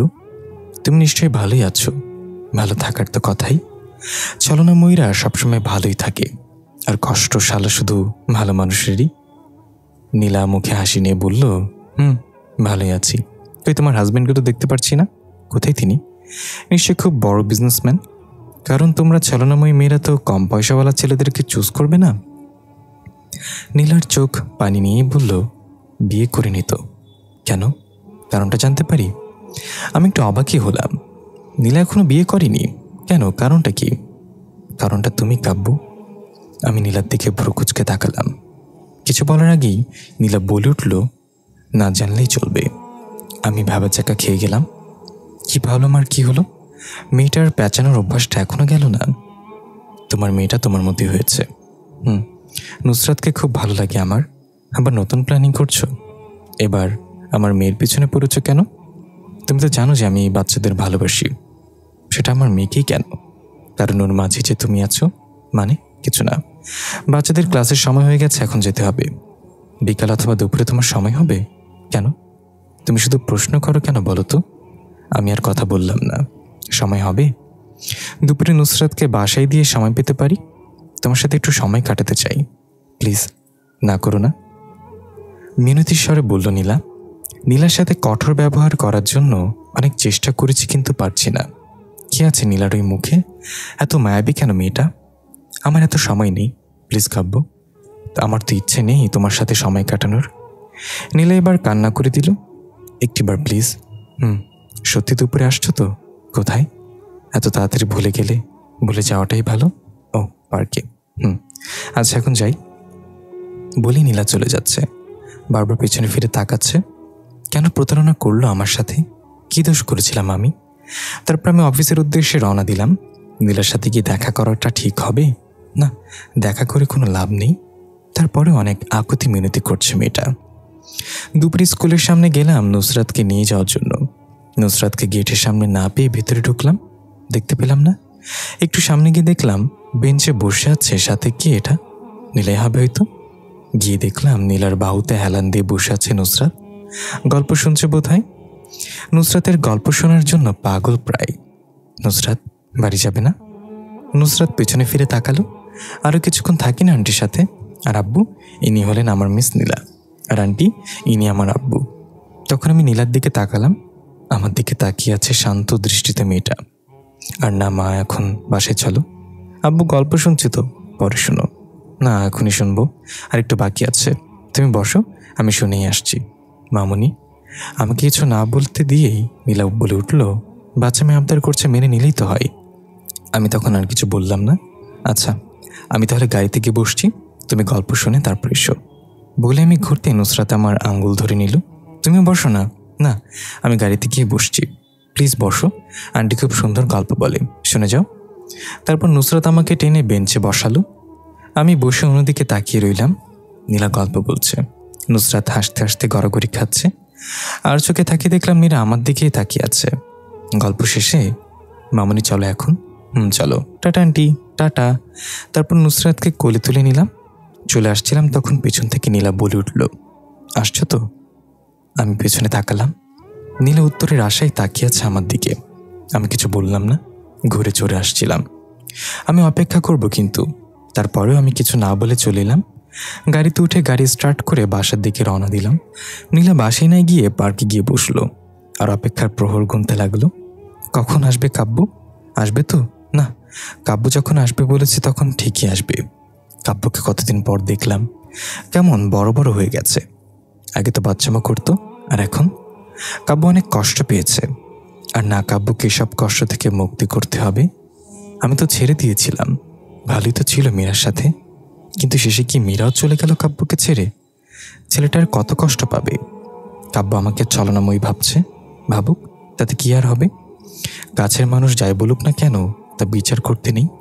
কাব্যকে তো এখনো ভালোবাসি আমি, কিন্তু কাব্য কি বিশ্বাস করবে সব? বিশ্বাস না করারই কথা। গত কয়েক বছর আগে কাব্যকে মিথ্যা বলে যে কষ্ট দিয়েছিলাম, তাতে কাব্যর উচিত আমার সাথে দেখা তো দূরের কথা, কষ্ট দেওয়া উচিত ছিল।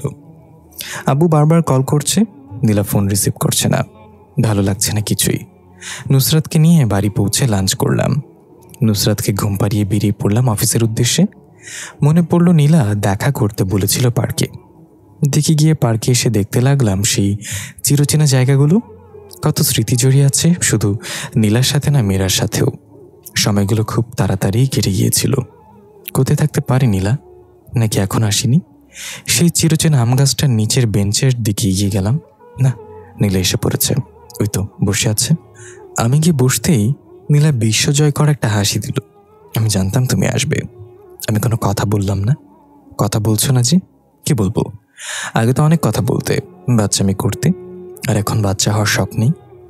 আমার নিজেরই এখন বাচ্চা আছে। খুব কড়া কড়া কথা বলতে শিখে গেছো। সেদিন তুমিও বলেছিলে খুব ঘৃণা করো আমাকে। নীলা এক দৃষ্টিতে তাকিয়ে আছে আমার দিকে। অনেক। তোমার তো অজানা থাকার কথা না? বিয়ে করনি কেন? কি দরকার আর কারো ছলনার পাত্র হওয়ার? নুসরাতকে তার মায়ের আদর ভালোবাসা ছাড়া বড় করবে কি করে? পারবে তুমি? দেখতে তো পারছি কিনা। মেয়েটা খুব ভালো, মায়ের ভালোবাসার কাতর। এভাবে বড় করে তোলা ঠিক না। ওর একটা আম্মুর প্রয়োজন, সেটা দেখার ব্যাপার আমার, তোমার না। কিন্তু এভাবে মায়ের ভালোবাসা ছাড়া মেয়েটাকে কত বড় করবে তুমি? ও যখন প্রশ্ন করবে ওর মা কোথায়, তখন কি জবাব দিবে? নুসরাত জানে ওর আব্বু আমি, ওর আম্মু, তাই কখনো মায়ের কাছে যাওয়ার ইচ্ছে প্রকাশ করবে না। বাচ্চাদের মন তো, মা ছাড়া কোনো বাচ্চাই বা বের উঠতে পারে না।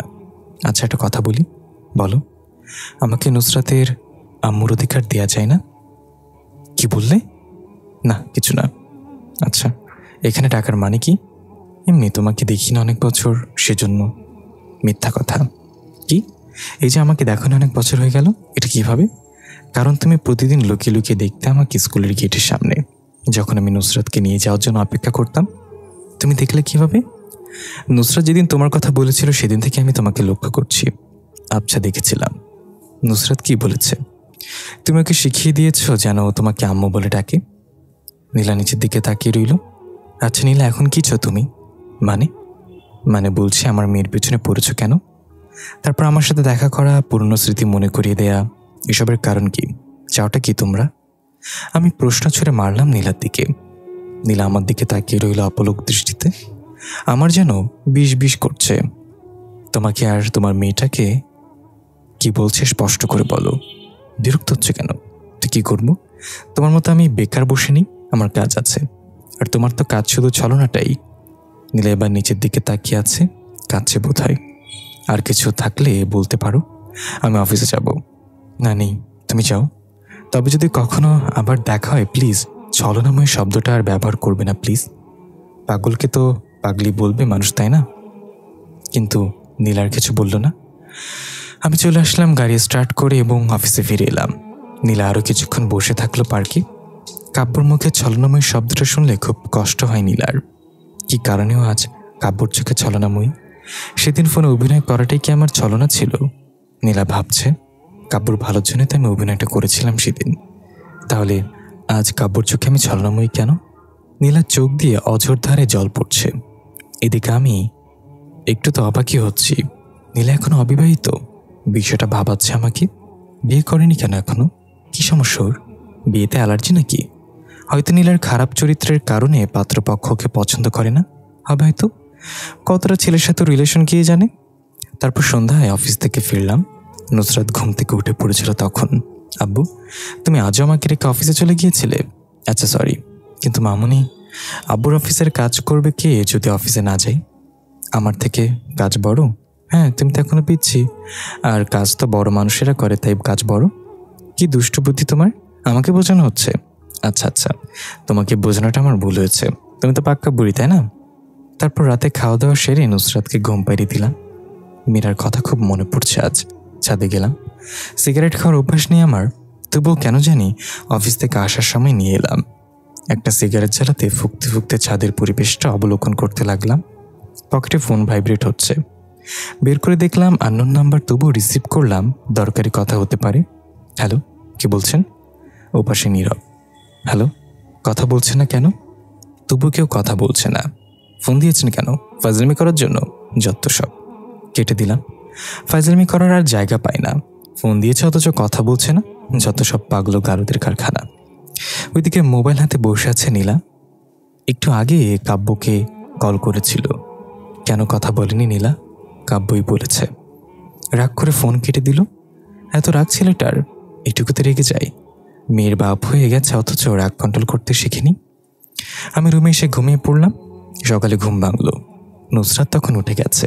চোখ খুলে দেখলাম নুসরাত আমার দিকে তাকিয়ে আছে। আমি হাই তুলতে তুলতে বললাম, গুড মর্নিং মামুনি। নীরব নুসরাত তাকিয়ে আছে আমার দিকে।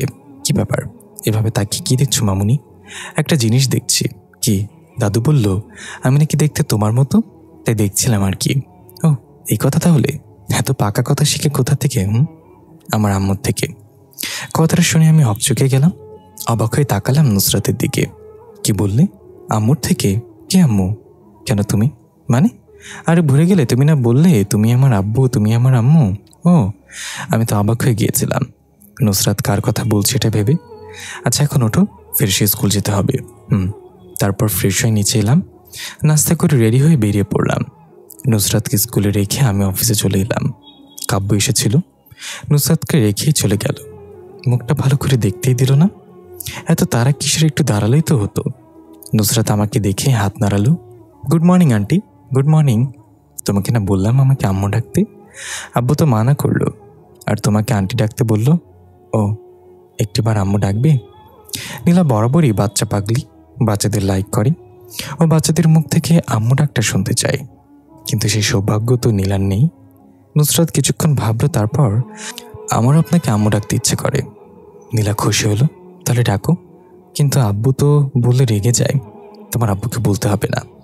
আপনি আব্বুকে বলবেন না তো যে আমি আপনাকে আম্মু ডেকেছি? না, বলবো না। আচ্ছা ডাকবো তাহলে। ডাকো আম্মু। নীলা কোলে তুলে নিল নুসরাতকে, গালে পাপ্পি দিতে লাগলো। চোখ দিয়ে অশ্রু ঝরে গেল নীলার। দুপুরে নুসরাতকে নিয়ে বাড়ি ফেরার জন্য নুসরাতের স্কুলের গেটের সামনে গেল। ভেতরে প্রবেশ করে নুসরাতকে খুঁজতে লাগলাম, পেলাম না। কোথায় গেল মেয়েটা? অনেকক্ষণ খুঁজলাম, বাট পেলাম না। কোথায় গেল নুসরাত? মোবাইলে কল এলো, না দেখে রিসিভ করলাম। নুসরাতকে খোঁজা লাগবে না, নুসরাত আমার কাছে আছে। কে বলছেন? কণ্ঠটা অপরিচিত হয়ে গেল। তোমার কাছে? নীলা বলছি। নুসরাতকে তুমি? কিছু বলার আগে কেটে দিল। কি করতে চাইছে নীলা? নুসরাত ওর সাথে, মানে কোথায় নিয়ে গেছে নুসরাতকে ও? নুসরাতের কোনো ক্ষতি করবে না তো নীলা? প্রচুর টেনশন হচ্ছে। আমার মেয়েটার কিছু হলে আমি কাউকে ছাড়বো না। নীলার মোবাইলে কল করলাম, কিছু সময় পর রিসিভ করলো। হ্যালো, আমার মেয়ে কোথায়? কোথায় নিয়ে গেছে ওকে? আরে চিন্তিত হচ্ছে কেন? নুসরাত আমার সাথে আছে, আমাদের বাসায়। তারপর ফোন রেখে গাড়িতে উঠে তাড়াতাড়ি স্টার্ট করলাম। উদ্দেশ্য নীলাদের বাসা। নীলাদের বাসার সামনে এসে গাড়ি থামালাম। বেশ অনেক বছর পর এলাম এই বাড়িতে। গাড়ি পার্ক করে ভিতরে ঢুকলাম। দরজায় কলিং বেল টিপলাম। আঙ্কেল দরজা খুলল। আমাকে দেখে অবাক হলো। কাব্য। আসসালামু আলাইকুম আঙ্কেল। ওয়ালাইকুম আসসালাম, কেমন আছো বাবা? জি ভালো। বলে এদিক সেদিক তাকাতে লাগলাম। কিছু খুঁজছো? আসলে আমার মেয়ে নুসরাতকে খুঁজে পাচ্ছিলাম না। নীলা বলল নুসরাতকে বাড়ি নিয়ে এসেছে তাই। চিন্তা করো না, নুসরাত তো নীলার সাথে আছে। না আঙ্কেল, আসলে আঙ্কেল। কি ভাবছো? নীলা নুসরাতের ক্ষতি করবে? না আঙ্কেল, মানে তুমি জানো না কাব্য, নীলা তোমার জন্য কতটুকু ভালোবাসা জড়িয়ে রেখেছে। কতটুকু ভালোবাসলে কেউ এত বড় স্যাক্রিফাইস করতে পারে। আমার জন্য নীলা ভালোবাসা জমিয়ে রেখেছে মানে? আমি অবাক হয়ে বললাম, সেদিন আমি নীলাকে তোমার সাথে অভিনয় করতে বলেছিলাম ফোনে, যার কারণে নীলা আজও কষ্ট পায় তোমাকে ভেবে। অভিনয় মানে? হ্যাঁ, নীলা সেদিন ফোনে যা কিছু বলেছে সব অভিনয়। আমি আশ্চর্য, কি বলছেন আঙ্কেল? নীলা অভিনয় করেছে মানে? বলে অবাক বিস্ময় নিয়ে তাকিয়ে আছে আঙ্কেলের দিকে। তারপর নীলার আব্বু সব ঘটনা খুলে বললেন। সব শুনে আমি অবাক হয়ে গেলাম। নীলা এত কিছু করলো আমার জন্য, এত বড় সিদ্ধান্ত নিয়ে নিল, আর আমি কিনা প্রতিনিয়ত নীলাকে প্রতারকার ছলনাময় ভাবছিলাম। আর এগুলো বলে নীলাকে কষ্ট দিয়েছিলাম। কতটা ভালোবাসলে কেউ এত বড় স্যাক্রিফাইস করতে পারে। নীলা আমাকে আটকিয়ে দিয়ে আঙ্কেল বললেন, নীলা রুমে গেলেই তা বুঝতে পারবে। তারপর উপরের একটা রুমে ইশারা করে দেখালেন। আমি আস্তে আস্তে উপরে উঠতে লাগলাম। নীলার রুমের সামনে এসে দরজা ঠেলে রুমে ঢুকলাম। রুমে ঢুকে দেয়ালের দিকে চোখ পড়তেই আমার চোখ ধাঁধিয়ে উঠল। আস্তে আস্তে রুমে ঢুকলাম।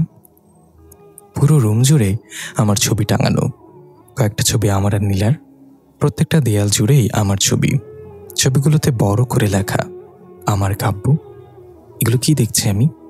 যে মেয়েটাকে এত বছর ঘৃণা করে এসেছি, ছলনাময়ী বলে অপবাদ দিয়েছিলাম, আমার প্রতি তার ভালোবাসা আজ ওকে মায়াবতী বলতে ইচ্ছে করছে। আমার চোখ দিয়ে জল গড়িয়ে পড়ল হঠাৎ। এতটা বছর নীলা আমার স্মৃতিগুলো আগলে রেখে বেঁচে আছে। এখন বুঝলাম কেন বিয়ে করেনিও। আমি এতটাই কষ্ট দিলাম নীলাকে। সত্যি খুব বড় অন্যায় করে ফেলেছি।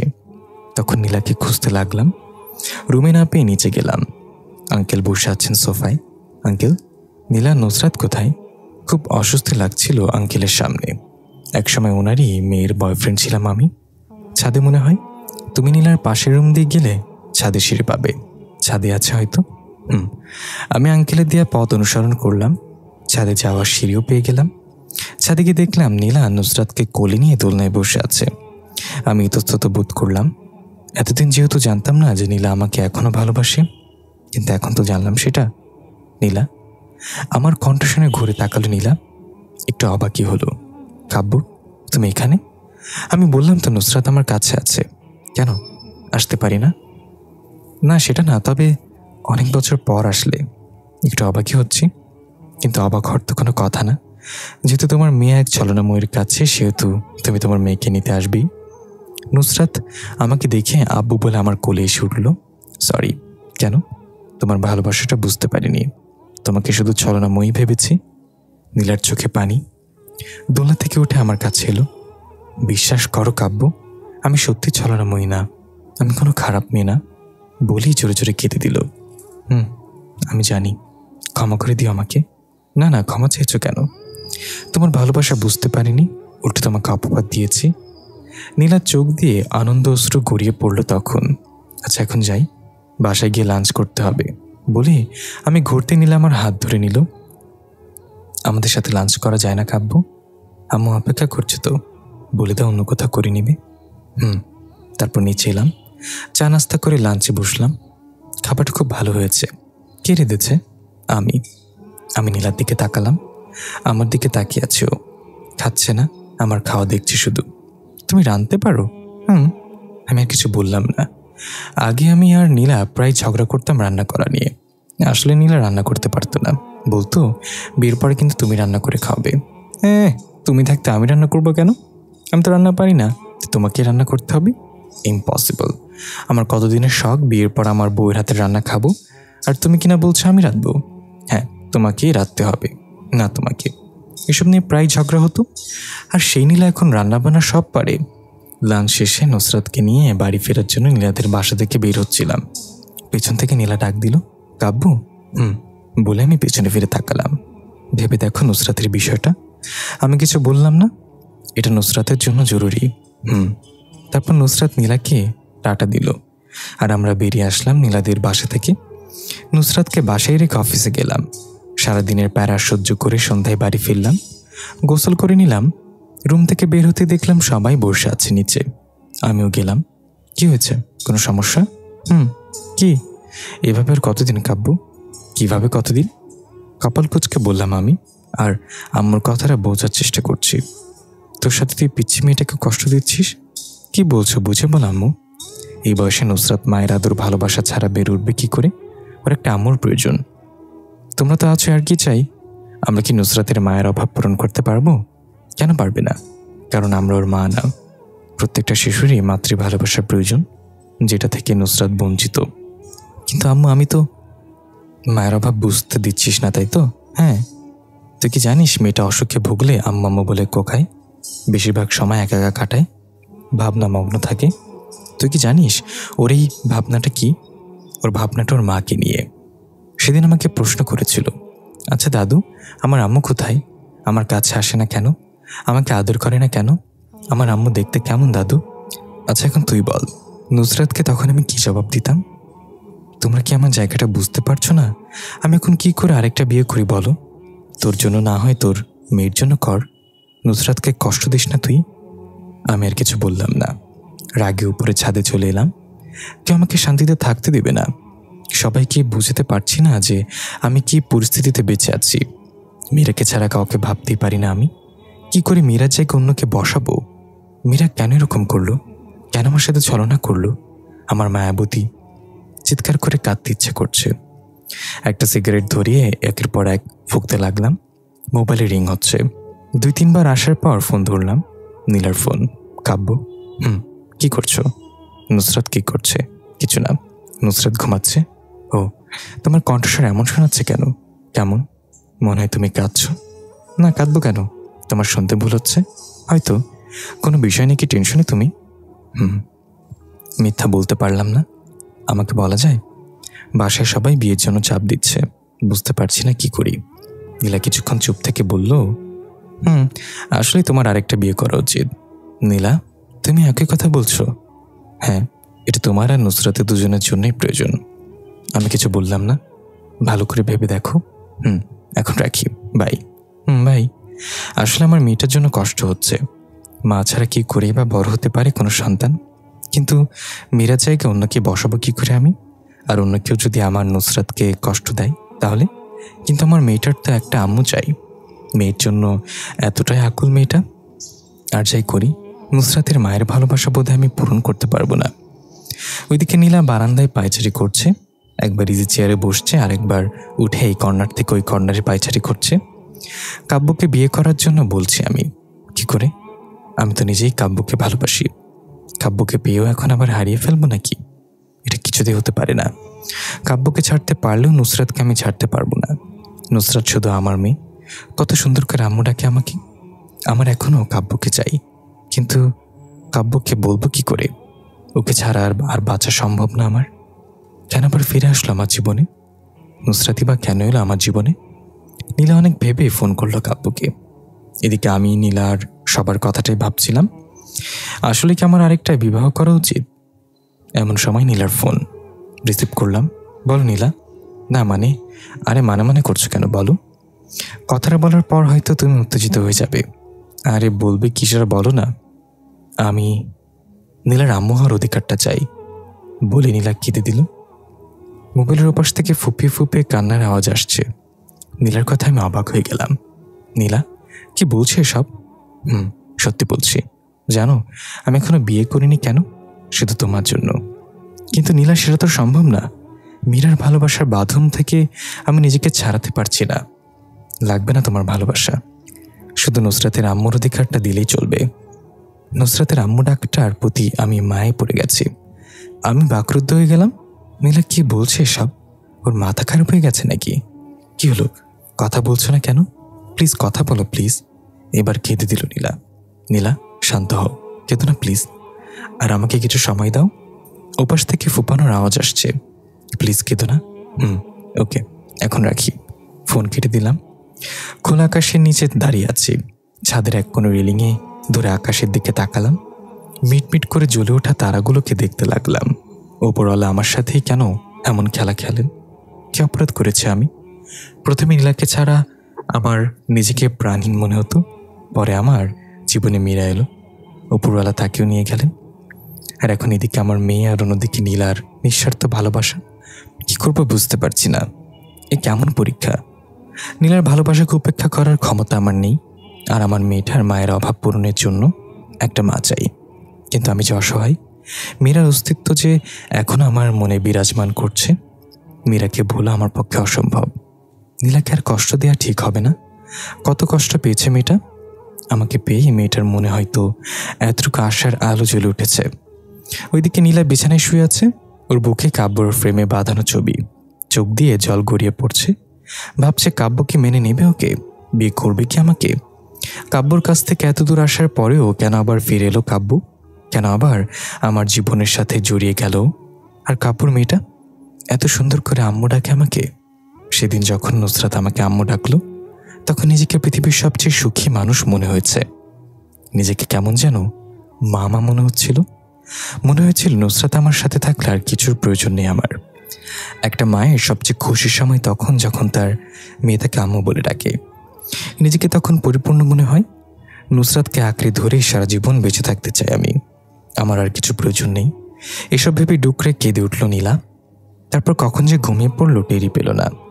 এদিকে আমি ছাদে আর না থেকে রুমে গেলাম। নুসরাত ঘুমিয়ে আছে, গালে নিচে দুহাত দিয়ে ঘুমিয়ে আছে। খুব মায়াবী লাগছে, একদম মীরার মতো লাগছে। কাছে গিয়ে মাথায় হাত বুলিয়ে কপালে চুমু দিয়ে পাশে শুয়ে পড়লাম। নুসরাতকে নিজের বুকে আগলে রাখলাম। তখন একটা প্রশান্তির ছায়া নেমে আসলো। চোখ বুজে নিলাম এবং ঘুমিয়ে পড়লাম। কেমন আছো কাব্য? এটা তো মীরার গলার স্বর। দরজার দিকে তাকিয়ে দেখলাম মীরা দাঁড়িয়ে আছে। জানো না বুঝি? জানি, ভালো নেই, কিন্তু কি করবো বলো তো? উপরওয়ালা যে চান না আমরা একসাথে থাকি, কিন্তু আমরা তো চাই। মীরা এক দৃষ্টিতে তাকিয়ে আছে আমার দিকে, যেন কতদিন পর দুজন দুজনের সামনে মায়াবী দৃষ্টিতে তাকিয়ে আছে। আমার মৃত্যুর আগেই তুমি একটা কথা দিয়েছিলে, মনে আছে? কি? যে আমার কিছু হলে তুমি আমাদের মেয়েকে সর্বোচ্চ খুশি দিয়ে রাখবে, মায়ের মতো করে আগলে রাখবে, কোনো কষ্ট হতে দিবে না। কিন্তু তুমি সেটা করছো কি? মানে মানে আমার মেয়েটা যে ভেতরে ভেতরে কষ্ট পাচ্ছে সেটা জানো তুমি? কি বলছো এসব? তুমি তোমার কথা রাখুনি কাব্য। কিভাবে? নুসরাত ওর আম্মুর স্নেহের অভাবে ক্ষীণভাবে বড় হচ্ছে। মেয়েটার মায়ের ভালোবাসার অভাবে ভিতরে ভিতরে কাতর হয়ে আছে। অনেক কষ্ট সহ্য করে বড় হচ্ছে মেয়েটা। কিন্তু আমি তো সর্বোচ্চ চেষ্টা করছি। কিন্তু তুমি পারছো না কাব্য। আমি কিছু বললাম না, তাই তো? কিন্তু এখন তো তুমি এসে গেছো। মীরা হাসলো, নিষ্প্রাণ হাসি। কি হয়েছে, আসছো কেন? আমি চাই তুমি আরেকটা বিয়ে করো, আর আমার মধ্যে ভালোবাসা থাকে, আর আমার মেয়েটা তার আম্মুকে আর আম্মুর ভালোবাসা পেয়ে যাবে। কি বলছো এসব? হ্যাঁ, সত্যি বলছি। তোমাকে কিন্তু তোমার কথাটা রাখতেই হবে। কিন্তু তুমি তো আছোই। আমি নেই মানে? আমি চাইলেও তোমাদের কাছে আসতে পারবো না। কি বলছো এসব? হ্যাঁ, আমি শুধু তোমার কল্পনা কাব্য। মানে কিছু না, আমার যেতে হবে এখন। ভালো থেকো, আর আশা করি আমার কথাটা রাখবে। এ কি, মীরা চলে যাচ্ছে? মীরা, কোথায় যাচ্ছ তুমি? মীরা করুণ দৃষ্টিতে তাকিয়ে আছে আমার দিকে, মায়াবী মুখটা ভাসছে। মীরা দাঁড়াও। আমি দৌড়ে মীরাকে ধরতে লাগলাম, কিন্তু এই কি, আমি যত এগোচ্ছি মীরা তত দূরে চলে যাচ্ছে। হঠাৎ মিলে গেল ওই নীল আকাশে। মীরা! চিৎকার দিয়ে জেগে উঠলাম আর ঘামতে লাগলাম। পাশের টি টেবিল থেকে পানির গ্লাস থেকে পানি খেলাম। তার মানে এতক্ষণ সব স্বপ্ন ছিল। কতদিন পর মীরাকে দেখলাম। কেন চলে গেল? পাশে তাকিয়ে দেখলাম নুসরাত ঘুমিয়ে আছে। মোবাইল হাতে নিয়ে দেখলাম 2টা বাজে। এত রাতে ঘুম ভাঙলো? বারান্দায় গেলাম, চেয়ারে বসে স্বপ্নের কথা ভাবতে লাগলাম। তার মানে মীরাও চায় আমি বিয়ে করি। আর নুসরাত সত্যি কষ্ট পাচ্ছে। না, আর কষ্ট দিব না আমার মেয়েকে। আর মীরাকে দেয়া কথাটা আমাকে রাখতেই হবে। হ্যাঁ, আমি আরেকটা বিয়ে করব। কাকে? নীলাকে। মেয়েটাকে বিয়ে করলে তো ওর জীবন ছারখার হয়ে যাবে। আমার কাছে হয়তো ভালোবাসা পাবে না, কিন্তু নীলাকে তার ভালোবাসার প্রতিদান দিতেই হবে। আমার জন্য এত কিছু করলো মেয়েটা, আমি একটুকু করতেই পারবো না? ভোর হয়ে গেল, মসজিদে গিয়ে নামাজ পড়ে নিলাম। বেলা বাড়তে লাগলো। সকালে নাস্তার জন্য ডাকছে আম্মু। নুসরাত এখনো ঘুমিয়ে আছে। নুসরাতকে জাগালাম। আব্বু, কি ডাকছো কেন? উঠবে না? নাস্তা করতে হবে তো, আজকে তো ছুটির দিন। আর একটু ঘুমাই। ঘুমাবে? নাস্তা করবে না? পরে করব, তুমি করে নাও। কিন্তু আমি তো তোমাকে ছাড়া নাস্তা করতে পারবো না মা। আব্বু। ওকে চলো। নুসরাতকে মুখ ধুয়ে নিয়ে গেলাম, নাস্তা করে নিলাম। নুসরাত তখন খেলায় ব্যস্ত। আমি ভাবতে লাগলাম স্বপ্ন, নুসরাত, নীলা, মীরা, সবার কথা বারবার গুলিয়ে ফেলছি। কি করব বুঝতে পারছি না, বোধহয় পাগল হয়ে যাব। দুপুরের দিকে নিচে গিয়ে দেখলাম সবাই বসে আছে। আমি নিচে গিয়ে সবার সাথে বসলাম। আমি বিয়ে করতে চাই। সবার গল্প বলা থেমে গেল। সবাই হাঁ করে আমার দিকে তাকিয়ে আছে। কি হলো? সেভাবে তাকিয়ে আছো কেন? না, কিছু না। তা আমরা কি মেয়ে দেখা শুরু করব? না, আমি একজনকে বেছে নিয়েছি।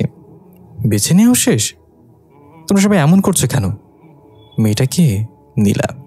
মানে কোন নীলা? কয়জন নীলার সাথে আমি প্রেম করেছি। তার মানে তোমার এক্স গার্লফ্রেন্ড?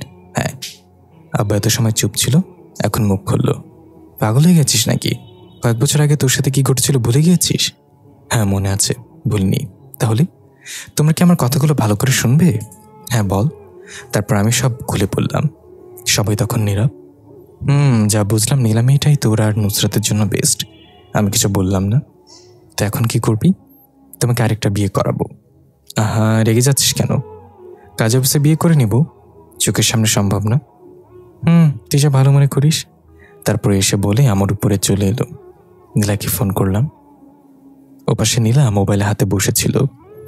কাব্যর ফোন দিবে না ভেবে কি ভাবছিল, তখন কাব্যর ফোন সাথে সাথে রিসিভ করলো নীলা। হ্যালো নীলা। হ্যাঁ বলো। তোমার সাথে কথা আছে। একটু দেখা করবে? কখন? এখন পারবে? আসছি। পার্কে এসো। জানি। ফোন কেটে দিলাম। বেরিয়ে পড়লাম পার্কের উদ্দেশ্যে। গিয়ে দেখলাম নীলা বসে আছে বেঞ্চে। আমি গিয়ে পাশে বসতেই ঘুরে তাকালো। খুব মায়াবী লাগছে নীলাকে। পিঙ্ক কালারের একটা ড্রেস পরেছে। তুমি কি সত্যি আমাকে বিয়ে করতে চাও? হ্যাঁ। কোনো সন্দেহ? আমার দিকে এক দৃষ্টিতে তাকিয়ে বলল, কেন? তোমার জীবনটা এভাবে নষ্ট করছো? নষ্ট কোথায়? যা চেয়েছিলাম তার চেয়ে বেশি কিছু পেয়ে যাচ্ছি। কি চেয়েছিলে? ভালোবাসা। সেটা হয়তো আমি দিতে নাও পারি। আমি যে অন্য কারোর বাঁধনে বাধা। জানি, কিন্তু নুসরাতকে যে মেয়ে হিসেবে পাবো, আমার আম্মু ডাক শোনাটা যে পূর্ণ হবে। তাহলে চলো। কোথায়? কাজী অফিসে। নীলা অবাক হয়ে তাকিয়েছে আমার দিকে। আমি বুঝতে পারছি। কি হলো? চলো। তুমি সত্যি বলছো কাব্য? হ্যাঁ। নীলা আমার দিকে তাকিয়ে আছে। তারপর নীলাকে নিয়ে কাজী অফিসে আসলাম। সাক্ষীর জন্য আমরা বেস্ট ফ্রেন্ডে ডাকলাম। দেখতে দেখতে বিয়ে হয়ে গেল। নীলা এখনো অবাক হয়ে তাকিয়ে আছে আমার দিকে। নীলা স্বাভাবিক ড্রেসে রয়েছে। সরি, তোমাকে শাড়ি পরতে দেইনি, কারণ নুসরাতের সামনে এমন কিছু চাই না। না, ঠিক আছে। তারপর নীলাকে নিয়ে বাড়ি ফিরলাম। সবাই তখন নুসরাতকে নিয়ে ব্যস্ত। সন্ধ্যা হয়ে গেছে। আমি ছাদে দাঁড়িয়ে আছি। নিচে এসে দেখলাম নুসরাত খুব খুশি। নীলাকে আন্টি আন্টি ডাকছে। মামুনি। নুসরাত দৌড়ে আমার কাছে এলো। আজ তোমাকে তোমার আম্মুর সাথে দেখা করিয়ে দেব। সত্যি? আমার গাল ধরে খুশিতে চোখ বড় বড় করে বলল। চোখে হাসির ঝিলিক। তাহলে নিয়ে যাও আম্মুর কাছে। আমি নুসরাতকে কোলে নিয়ে নীলার কাছে গেলাম। নীলা আমার দিকে ঘুরে তাকালো। তোমার মিসেসই তোমার আম্মু? সত্যি? হ্যাঁ। তাহলে এতদিন বলনি কেন? এমনি যা আম্মুর কাছে। নুসরাত লাফিয়ে গেল নীলার কাছে, নীলাকে জড়িয়ে ধরল, যেন আর ছাড়বেই না। নীলা কেঁদে দিল, নুসরাতের গালে চুমু দিতে লাগলো।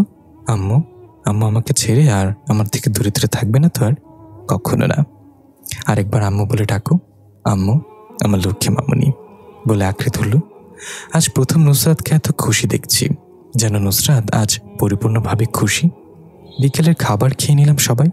বন্ধুরা বাসার ঘর সাজাতে যাচ্ছিল, মানা করে দিলাম। নুসরাতের যেন সন্দেহ না হয় যে নীলা ওর দ্বিতীয় মা।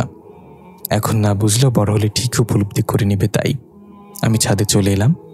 মীরা সিগারেট খেতে মানা করেছিল, তারপর আর সিগারেট সেও দেখিনি, কিন্তু এখন সেটা আমার হাতে। রাত হয়ে গেছে, হঠাৎ কারোর কাঁধে স্পর্শ পেলাম। তাকিয়ে দেখলাম নীলা আমার হাত থেকে সিগারেটটা ফেলে দিল। এসব ছাইপাশ খেতে নেই। আমি কিছু বললাম না। খুব ভালোবাসতে না মীরাকে? আমি ছলছল চোখে তাকালাম। তার 1 ইঞ্চি পরিমাণ আমাকে দিলেই চলবে বলে আমার বুকে আছড়ে পড়ল আর ফুপিয়ে ফুপিয়ে কাঁদতে লাগলো। আমার কি যেন হলো, আমি না চাইতেও আঁকড়ে ধরলাম। না হয় এইটুকু তো করি ওর জন্য।